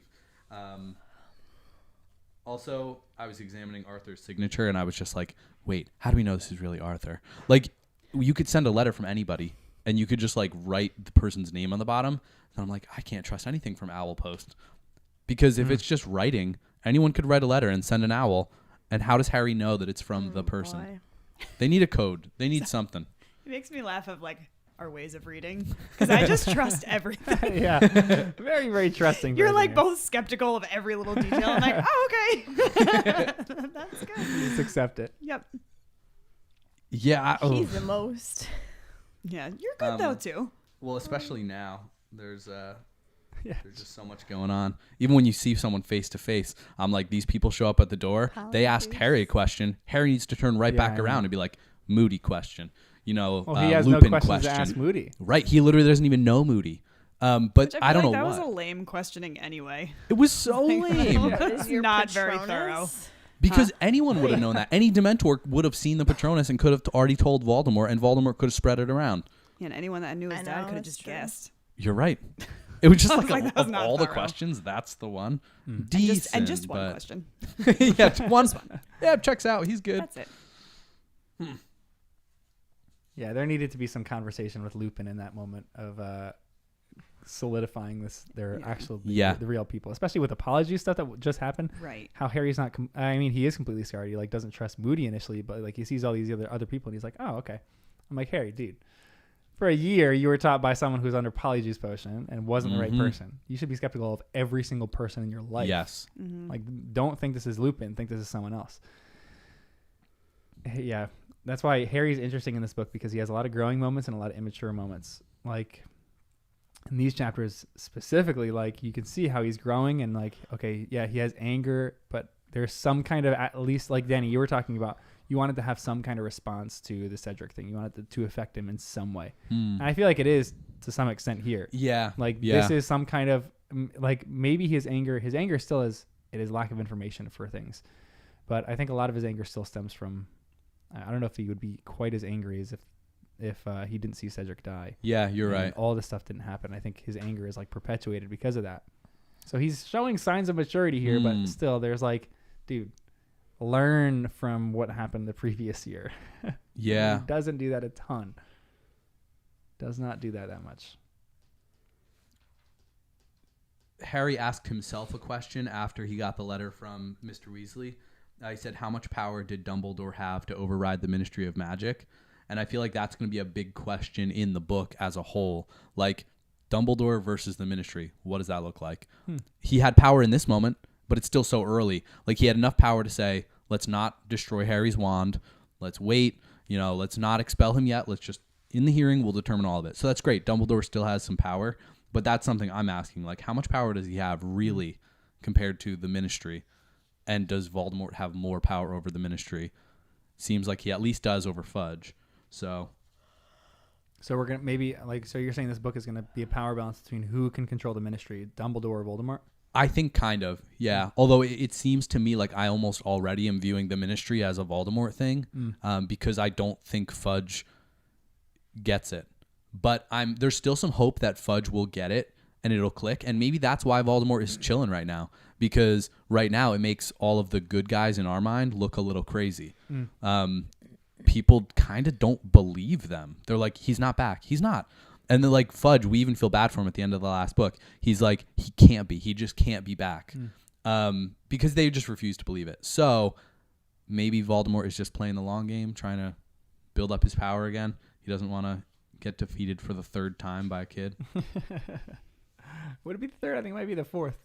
Baby Harry, nice. First book, second book. Oh, you're right. This is fifth time. This would be the fifth time. The graveyard, and now rough. Number 5. Harry's 4-0. We talked about a lot of these other questions. Why were there Dementors in Little Whinging? Does Harry have a right to be angry? What do you think of Aunt Petunia? Little whinging. Little winging. Might be winging. Winging.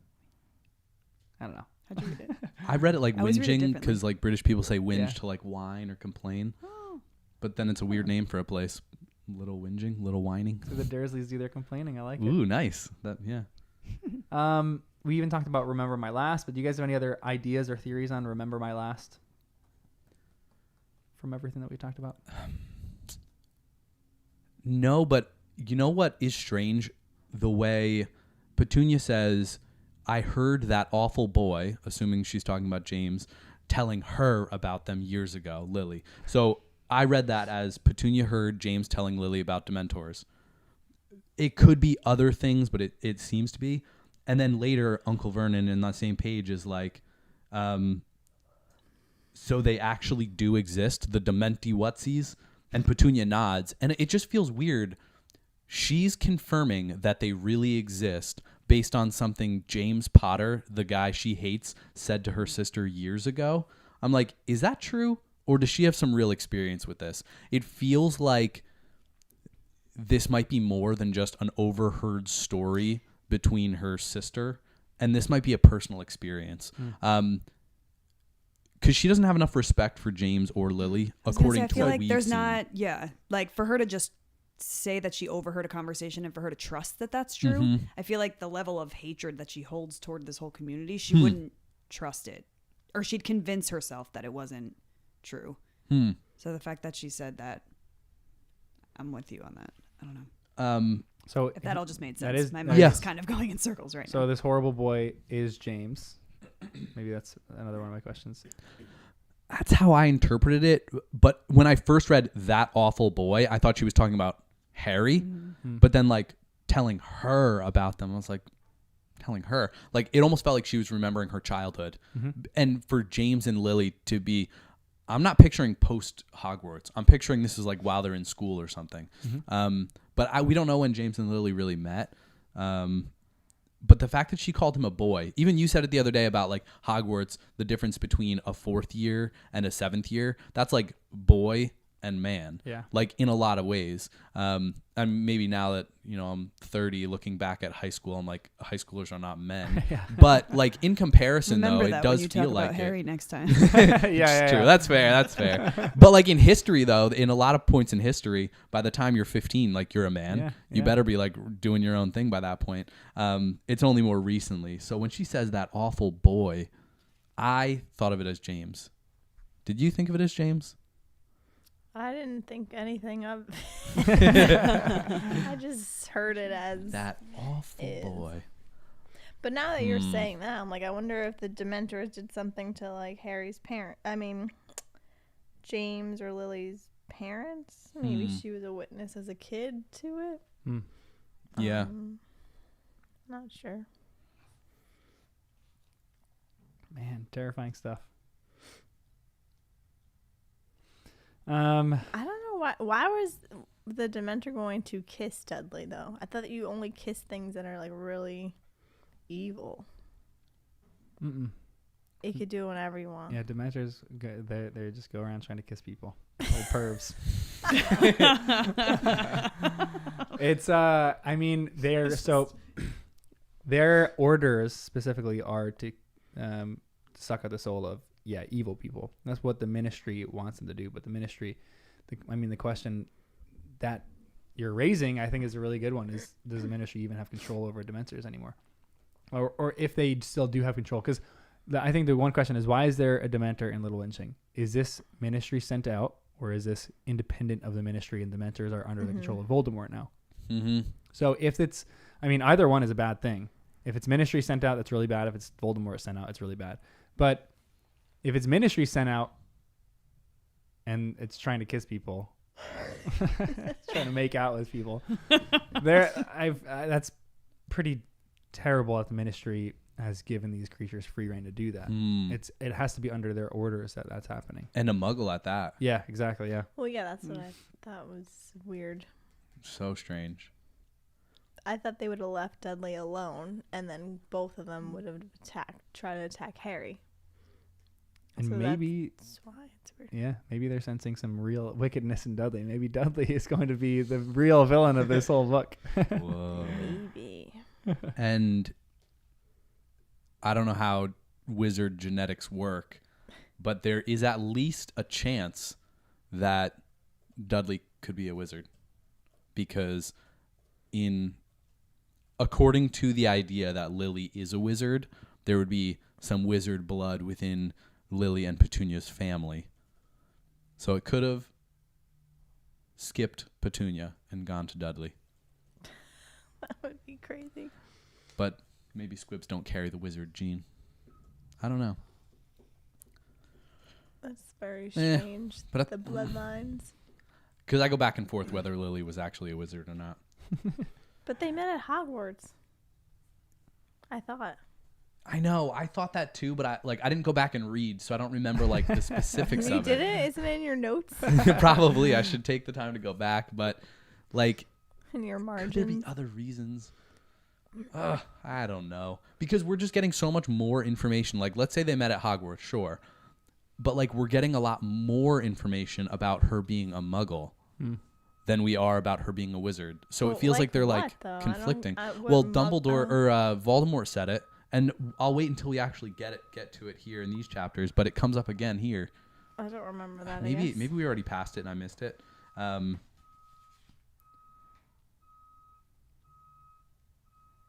even the fact that James is the one telling Lily about Dementors, why is he telling her? Wouldn't she know it the same as him if they're in the same class or both at school together or something? Yeah, but he's like a boy that gets into things, and he gets into trouble. Rule follower. Yeah, that's fair. Yeah, maybe he knew about it beforehand. He was exploring. While he's like making his maps and stuff with his friends, and turning into an Animagus. He's trying to impress Lily with all his knowledge about Dementors. Maybe it's he turned into a stag, right? Yeah. That must have been a real turn on. For Lily. Oh my gosh. You're so muscular and those antlers. If it was a unicorn, Jen would be like, all right, now we're talking. All right, let's go to the chapter 3, the advanced card. One more thing I was thinking is, isn't it a bit over the line to expel him and break the wand? Breaking the wand feels not okay. Like, they shouldn't have the power to do that. Yeah, but why? Like, he bought the spell at Diagon Alley. He bought the wand separately. That is like, he bought the firebolt. Do they take that away? Do they break that? His invisibility cloak. Is he no longer a wizard? I think there's something in the wizarding world that you do not get your wand unless you're educated. I think that's why, like, education is so valued. Like, this is an even weird thing, that's so too. Weird. Voldemort loves education. He just wants purebloods to be educated, not anybody else. Like, his whole thing is to, like, he essentially wants to rework Hogwarts. Like, it's education reform. This whole book is about education reform. So, like, at Ilvermorny, students, when they go to Ilvermorny, the American Wizarding School, they get sorted and they go into a new room where their wands pick them, and their wands stay at the school until they graduate, and then they are able to take their wands away. Hogwarts is a little different, but that's why they snapped Hagrid's wand in half. Yeah, but then his umbrella. Yeah, his umbrella. He like had the pieces, so you saw the pieces, but it's not like a fully powerful wand.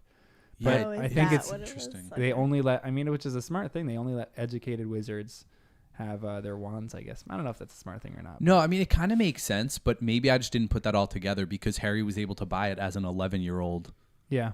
Like, by himself. I don't even think Hagrid was with him. So if he goes back, they break his wand, and he goes back to Diagon Alley, would he be allowed to buy another wand? Or like we had kind of joked, the Weasleys are doing like hand-me-down wands or whatever. He could get another wand from a cheap wand mazan and just like order one. But it just seems odd. Like, what else would he not be able to do? Let's say he got expelled and that was it. He never gets a wand. Could he go move to Africa and do some Wagadoo stuff? Would he be able to use his firebolt and fly around and be a wizard in all other respects?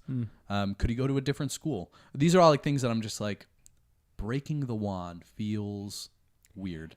It feels extreme for like the rest of your life. Yeah, like that's it. He got expelled. He broke the rules. So the ministry says you're done. Would he have to run away to another country to get his education? It's strange that Uncle Vernon knew Lord Voldemort's name. Yeah, right? Like, ooh, whoa. And they say it with such nothing. It doesn't even phase him. Didn't you call it this Lord Voldy thing? Yeah. He was making me laugh. He was pretty funny in this chapter. Yeah. Yeah, he called them like Dementoids or something. This loony. He said something. Yeah, Dementoids. He was like naming everything. You said who's this loony as talking about Voldemort. Oh yeah. There is like an innocence to them that they don't quite understand things, which is like actually almost a breath of fresh air because the whole wizarding world is so fearful of this that he's not, because he doesn't care about this, he doesn't know about it. He hates the wizarding world so much. Yeah. It's interesting, yeah. Okay. I like the pictures. Chapter 3, the advance card. Summary of this chapter. Oh, I didn't write one. Yeah, me either. Oh, no? But this was basically just the trip from Did you want to do one? Privet Drive Sure. over to the Order of the Phoenix, like office. I don't know what to call it yet. We didn't go inside, but I think of it like just like an office building. We'll call it headquarters. That's headquarters. What they say at the very end of the chapter. Headquarters of the Order of the Phoenix is. And we learned so many other characters. Anybody know the address for the Order of the Phoenix? 12. Started with G. Ooh, yeah. Yeah. Criminal. Close. Grimald Place. Grimald Place. Yeah, London. Is it a real place? No. Actually, hold on. I was like, don't look at me. I don't know. Because we would have to add it to our list. I didn't want to Google that one, but yeah, the list is growing. But at least we've got 2 stops in London. Yeah, except next week I should be at Universal Studios at Hogwarts. That was last week. No, the 9th. The 9th. Yeah, you mean like until? Oh, okay. We'll get there. Then we'll go to London. We should have been leaving this weekend. You're right. No, I know. Yeah. This place. It was the actual filming was in Claremont Square, so we'll have to go there. Oh, cool. Yeah, you're right. Oh, yeah, because we could go to the place as written in the book, but the movie filming locations are pretty epic too. Yep. Oh yeah, we'll talk about this. Yeah, good summary. This is kind of where they meet people. This is where we meet my new crush, Tonks. I love her. Like Tonks is the best. I love Tonks so much. One of my favorites. We just started to get to know her. Yeah. She's kind of fun. Yeah, she's clumsy, but I can relate. She's the youngest Auror at the moment. Just passed her Auror test. Is the youngest one. And she's a Metamorphmagus. What is she? Metamorphmagus. Yeah, Metamorphmagus. That's nice, so Jen. cool. Yeah, nice. We're gonna talk about that in a second. Yeah. So this is what we have. This is a line that we get. So it went on for 3 whole days. Harry was alternatively filled with restless energy that made him unable to settle anything, during which time he paced the bedroom, furious at the whole lot of them for leaving him to stew in this mess. And with a lethargy so complete that he could lie in his bed for an hour at a time, staring dazedly into space, aching with dread at the thought of the Ministry hearing. Man.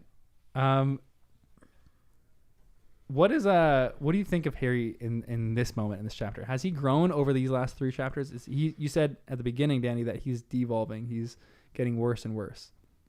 Yeah, it felt like it. And it felt like it maybe even here too. Like this felt like depression to me. This was like, I don't know. He kind of just reached a new low where it felt like he wasn't even resisting anymore. Like he was so antsy at the beginning. He was listening for news of Voldemort. This felt like he was just like, I'm just going to stay in my room and whatever. I don't care.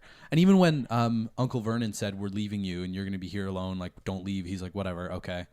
Like he didn't fight back. He lost his spark. Yeah, that's a good way. He like lost his spark. So yeah, I feel like they broke him a little bit. And this is where he's just like, I don't know if we were relating it to grief. I don't know, but it feels like there's a certain level of acceptance. It maybe not with Cedric grief, but with grief of him being out of the loop.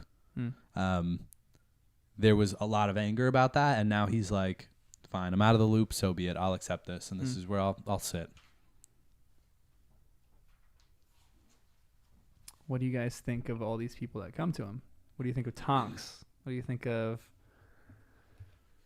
Lupin, Moody, Kingsley Shacklebolt? I liked it, but it was hard. Maybe I'm more visual. Like, it was a blur. I'm like, I don't know. Who are these people? Is Tonks the one with the hair changing? Yeah. Tonks is the Metamorphmagus. So that was the only person, but even the name, I didn't really register it. But then the other guy, Kingsley, cool name.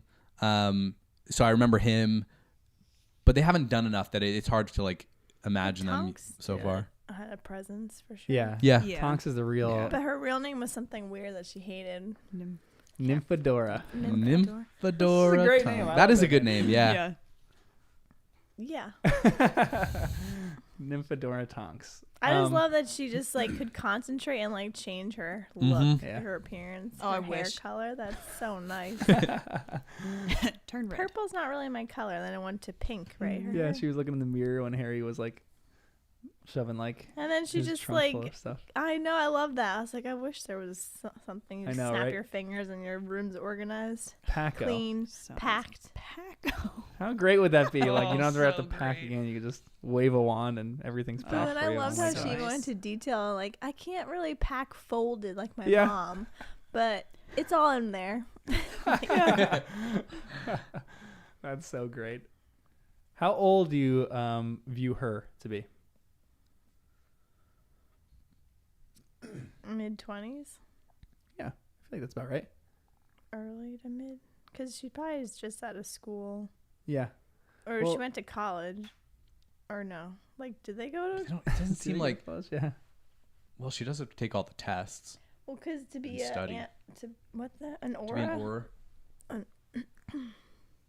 I pictured her like 21 by the end of the chapter. But when she was first introduced before we knew about her, I pictured her older. Maybe yeah, I was just 40. picturing her as the mom in Sweet Life of Zach and Cody with like the short hair for whatever reason. And so I guess I just pictured her as being specific. 30, 35. Yeah, like sometimes I just read something She like, had that's who this spiky person hair? is. I don't know why. Because she Wow, had they spiky Google hair. her. Yes, sometimes. How old is wait, give me an age. Like, how old is Moody in your head? I think of him as being 40 or 50. Yeah. Maybe even a little older because he's retired. Oh, yeah. He was nice. around during the hearing, so he had to be somewhat older. Yeah, you're right. So maybe like really late 40s, maybe even late 50s, early 60s or something like that. How old is Lupin? I think of Gosh. them as all being younger just because we kind of know Yeah.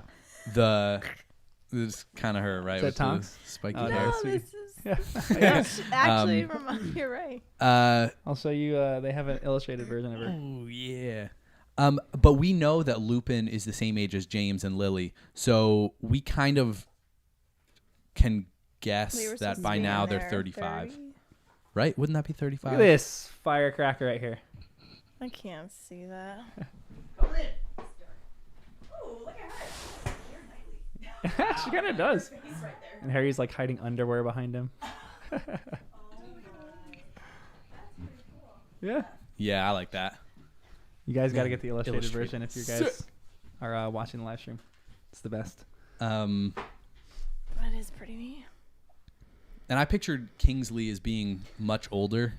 Because I think they said he was old at some point, Yeah. or like mature. I forget what they said. Silver hair or something. Who's the Maybe one that that's had the why. silver- Oh no, Moody has long gray hair, which maybe they didn't mention that in the last book. Really? Yeah. But yeah, it said Moody did, and so I was that like, in this oh, one? weird, because in the movie he didn't really, and I didn't picture him quite like that. But now I'm starting to picture him that way. Yeah. The book version of Moody. Good. Yeah. You got to have these pictures of the book versions in your head rather than the movies. Sometimes the movies get it a little bit wrong. And that's why it's nice to do it this way, where we're reading before watching, forming our own things. I wanted to go back and watch the movie again because I was like taking notes and missing things. I'm like, you know what? Nah, I'll wait till the very end once all the books are done. Maybe then I'll binge all the movies. Yeah. Before we go to Hogwarts. But I just don't want them Yes. interfering with my images of things.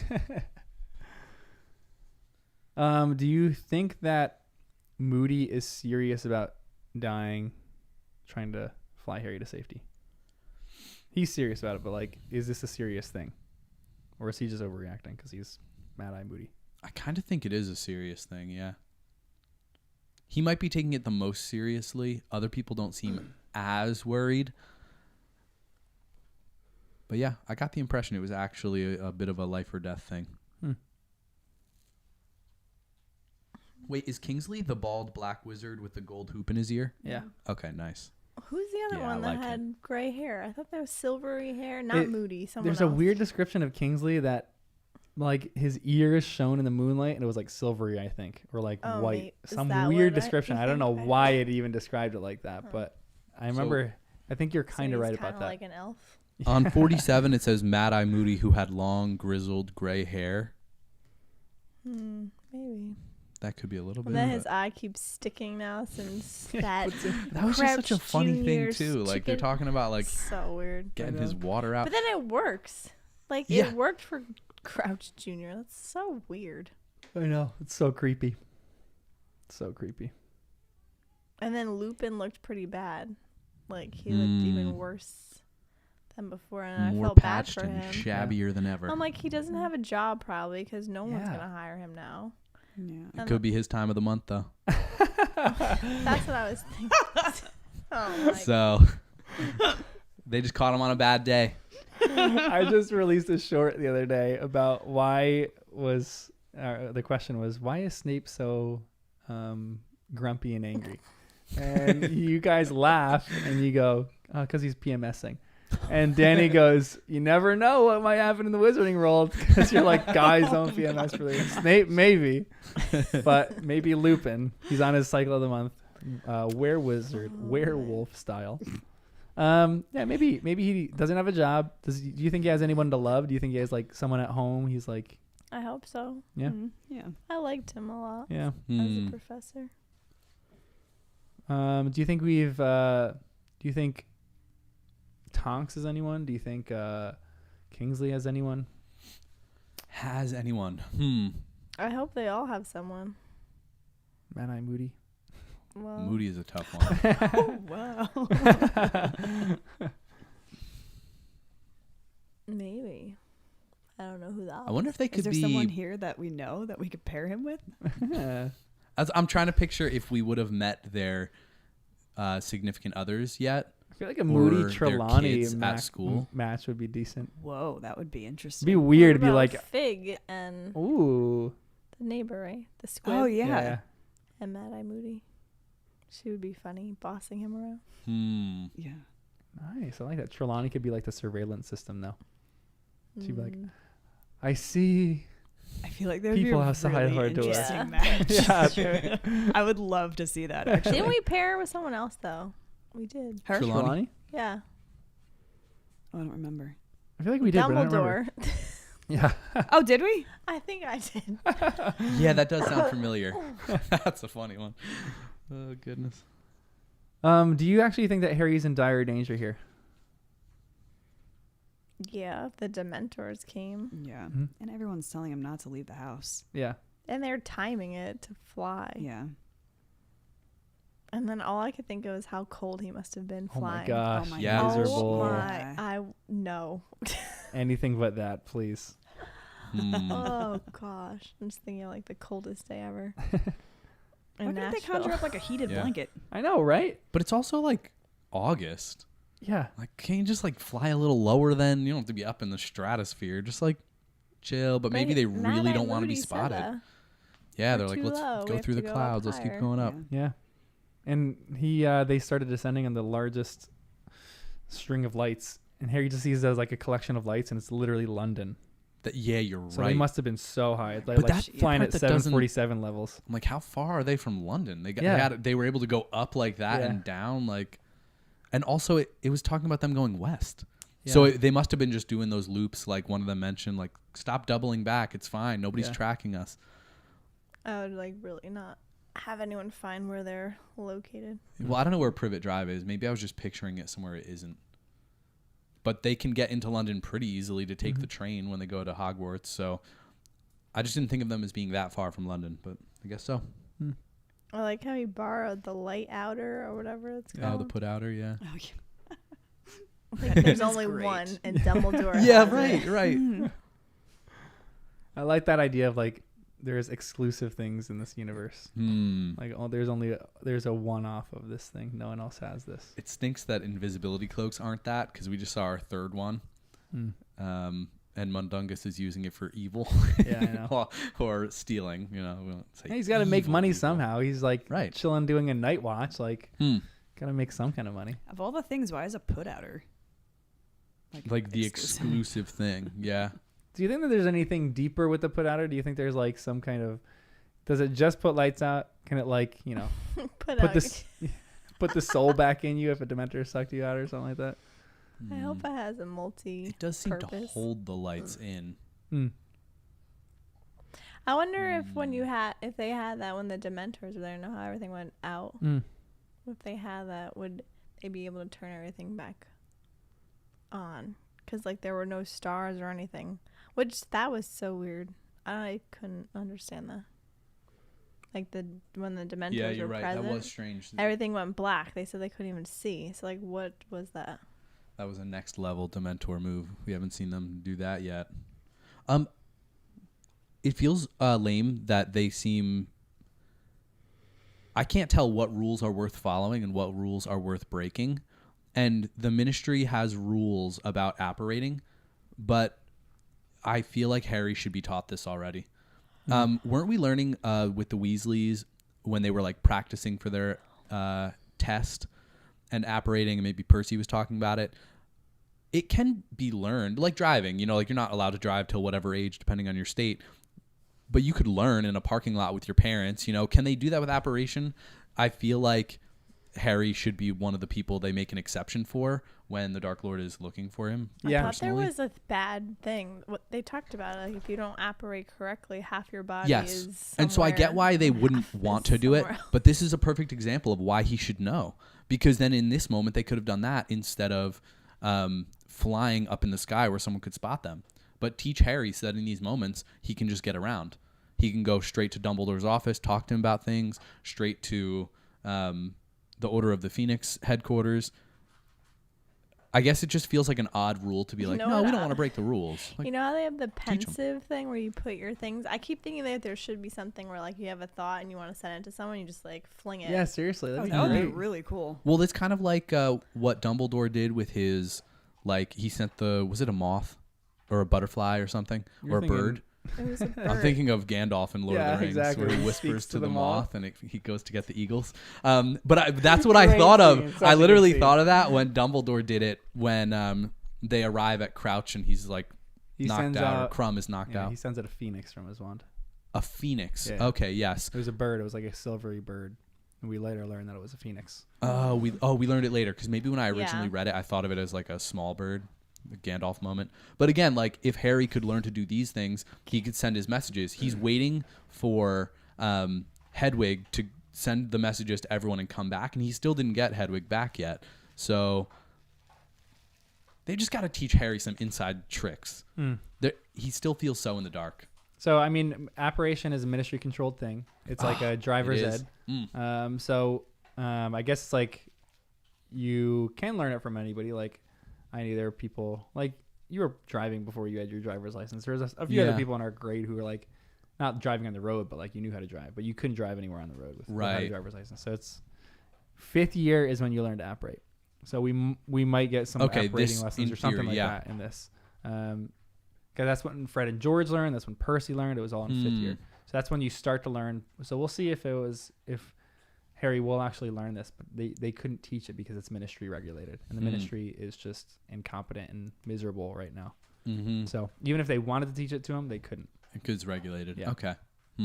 Actually, maybe they would be able to teach it, but I think it's like, I don't know. That's an interesting question.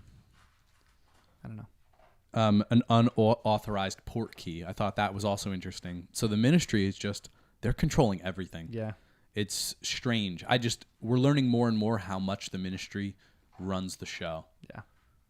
Flu Network, apparition really license, or apparition or whatever. Of what they Dumbledore's like thoughts, or what am I trying to say? So we'll see who. I mean, you mentioned that this is going to be a book kind of about the ministry, so we'll see if the ministry is going to be really good or really bad. We'll see. Maybe you guys are going to hate Fudge more than you hate anybody else in this book. We'll see. So far.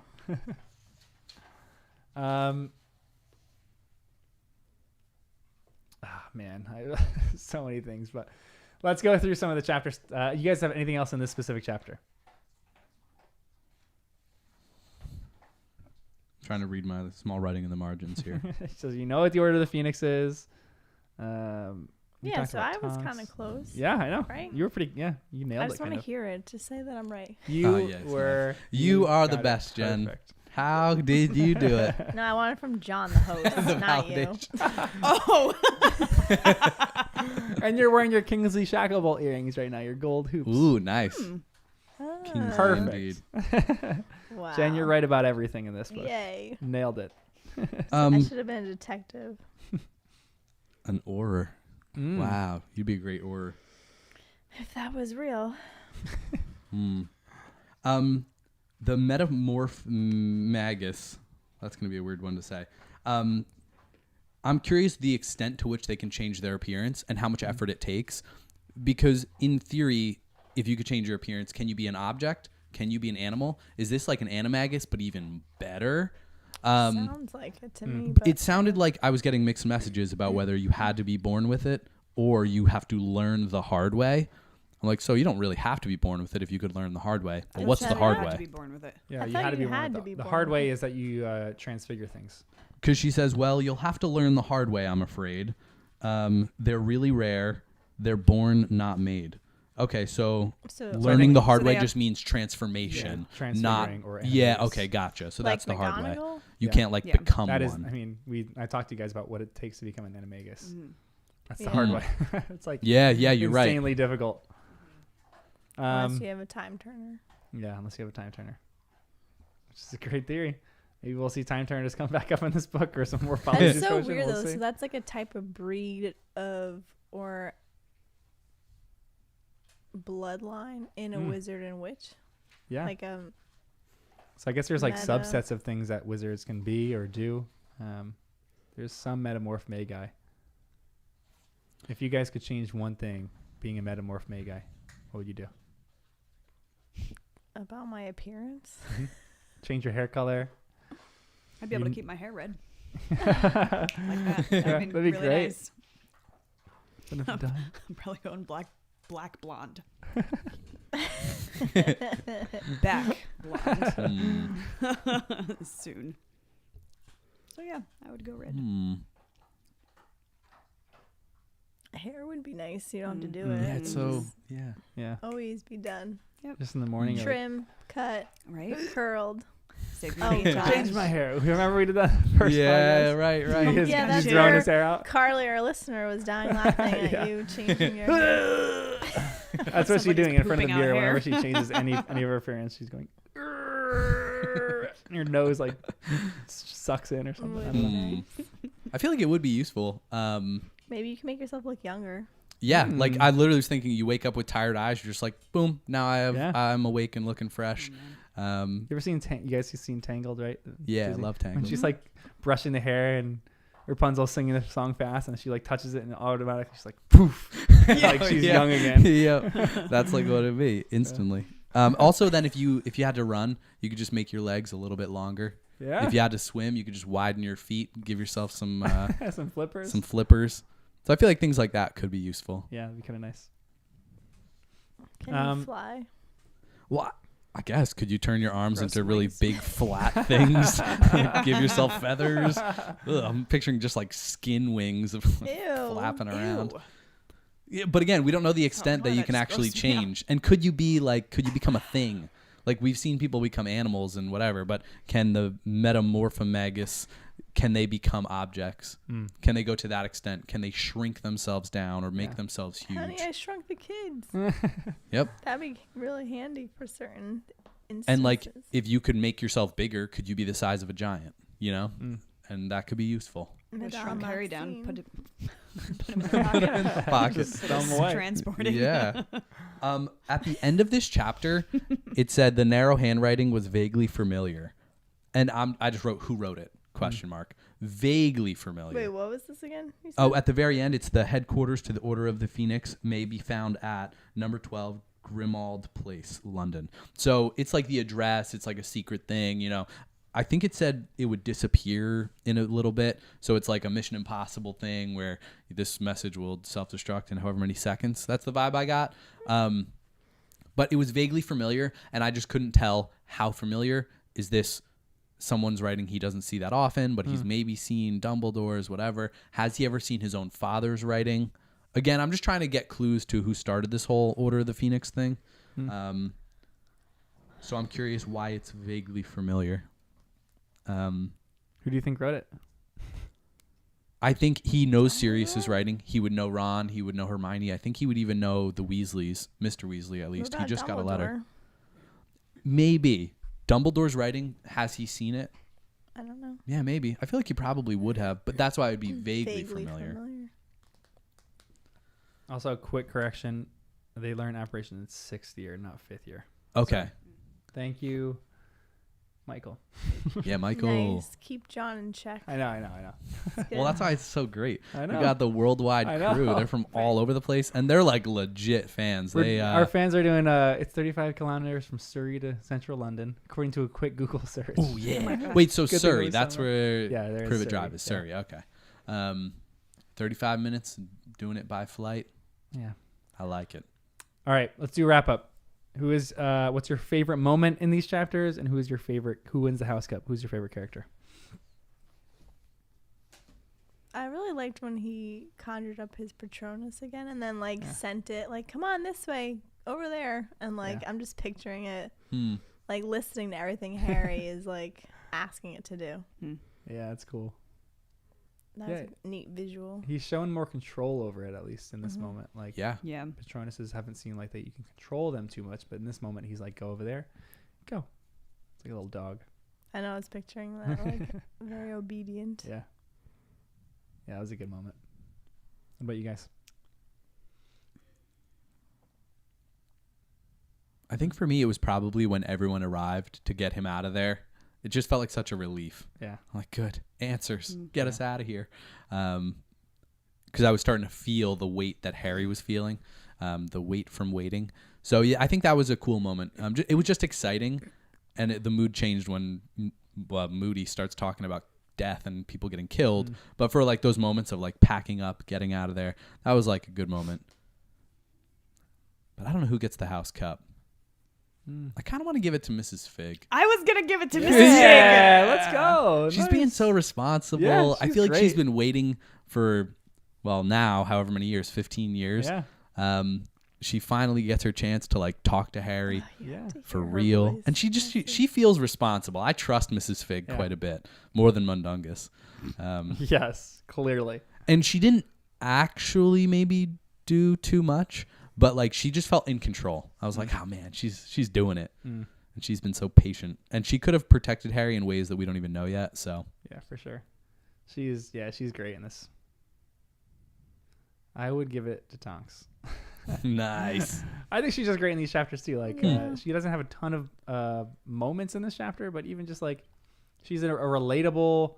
I think right. Harry is looking at her being like, oh, this is gonna be I could do this in 10 years. This is what's gonna be me. I'm gonna be really unorganized, really messy. His career path. Kristen. Is Kristen thinking about other things? No. Just language that I just used. I think he sees this and he's like, I could become this. I think it's a relatable. It's not like Lupin. It's not like he's a teacher. It's not like someone way outside of his age gap that he's met. It's more like a Bill or Charlie. These people that are just outside of school who are doing stuff in the wizarding world. I just really like her for that. Yeah, she felt comfortable. Yeah, she's just yeah. I want to say normal, even though she's not normal. But she's just it was a sense of normalcy for him.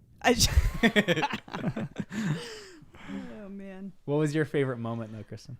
I was trying to figure. I did like when Harry switched to save Dudley, because I felt like that spoke highly of his character. Yeah. To me, that showed maturity. Yeah, you're right. But I also did like the dynamic between Mrs. Figg and Mundungus. I thought that was a little bit of comic relief. The sup, Figgy? Yeah. And she was like, I hope Dumbledore murders him. It was just funny to me. She was dead serious, but to me, that was comic relief. Yeah. So I don't know. Two very different She is great in these chapters. places. But Someone said favorite moment in these chapters is imagining Vernon and Petunia's face upon arrival to wherever they were going for the London's Best Lawn competition. Oh my god! Oh, I forgot about that. So they go there and they good. realize it's nothing. That was See my their doing. faces. Was that Tonks? That was I Tonks. think that was right? Tonks, yeah. Yeah. That's pretty Very great. clever. That's also another accolade on Tonks. I think that's one of my favorites. One of my favorites is probably I love the image where Petunia goes, they guard the wizard prison. Complete silence, and then she just goes like she just said a bad word. I love that one so much. And then it just gives backstory. You're like, why does she know this? In something so small, J.K. Rowling makes so many things pop up in your head of why would she know this? There's so many theories that can pop out of just something so simple like that. So I love that. And then I'm giving Tonks the House Cup award for this one. Who's the House Cup for you, Jen?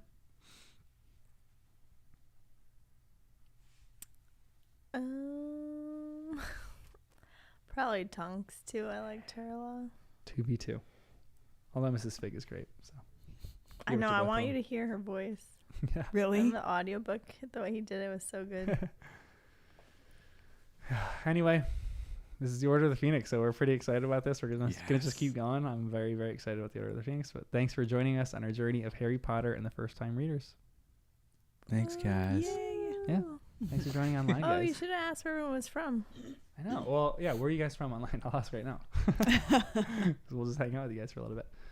I'm gonna play this so you can hear.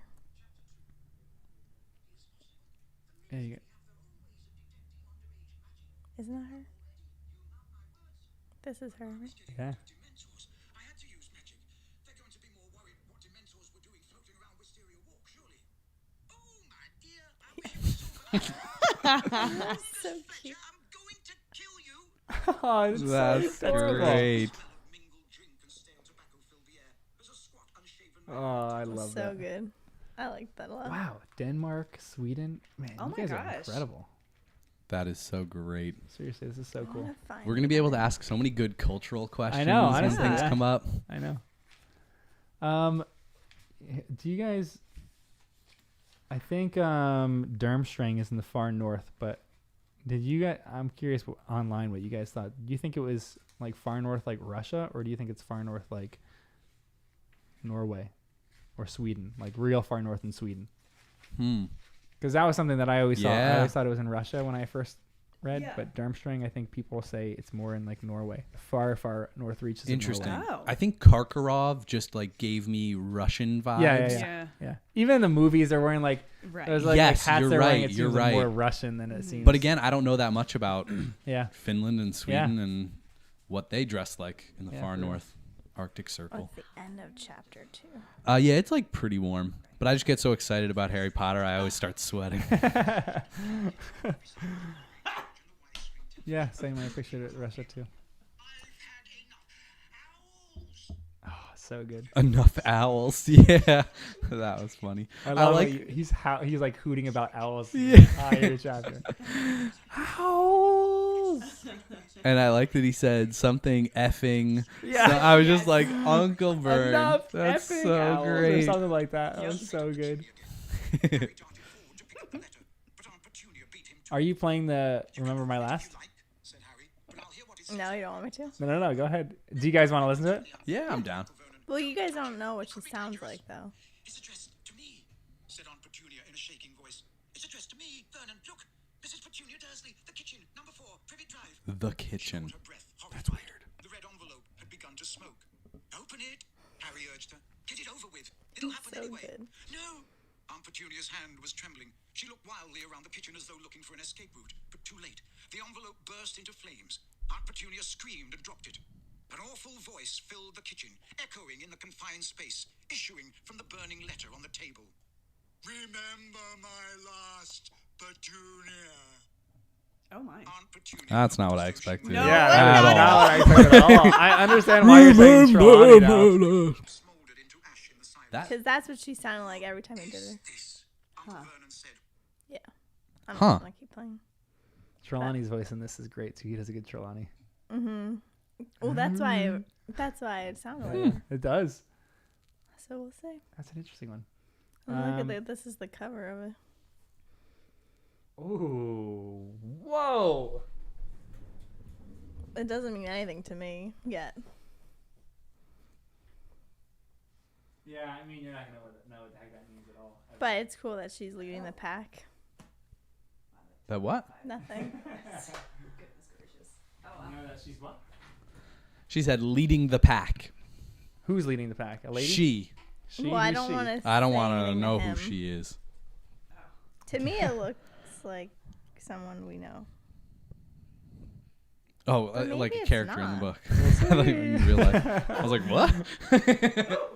Ooh. Are you kidding me? Honestly, that's what I thought. That'd be funny. Yeah, Danny with a wig. Ooh, someone has a theory. Considering their name means of transport. They think it's underwater in the Baltic. That's why no one can find it. I like that theory. Underwater. That's That's an a interesting great theory Yeah. with the boat and everything Seriously, else. yeah, Oh, yeah. I like that. That kinda makes sense. Underwater. It's like the new Black Panther movie, little underwater kingdom. Anyway, thanks for joining us, guys, online. We're gonna end the stream. We're probably gonna do the next 3 chapters, I think, and then we'll figure out some other time to record later. I like it. But we're on Order of the Phoenix, which is exciting. So someone on our subreddit said that the books are split up into different sections. The first 3 books are kind of a trilogy, and the last 3 books are kind of a trilogy, and the Goblet of Fire is like the hinge on both of those. So we're like starting the last 3 trilogy right now. It's kind of fun and exciting. Yeah, it's great. All right, Wes, ready to go outside? All right, guys, thanks for joining. Bye, guys. Have a great, if it's Saturday or I don't know if it's Sunday by you, it's probably just Saturday, but have a great day.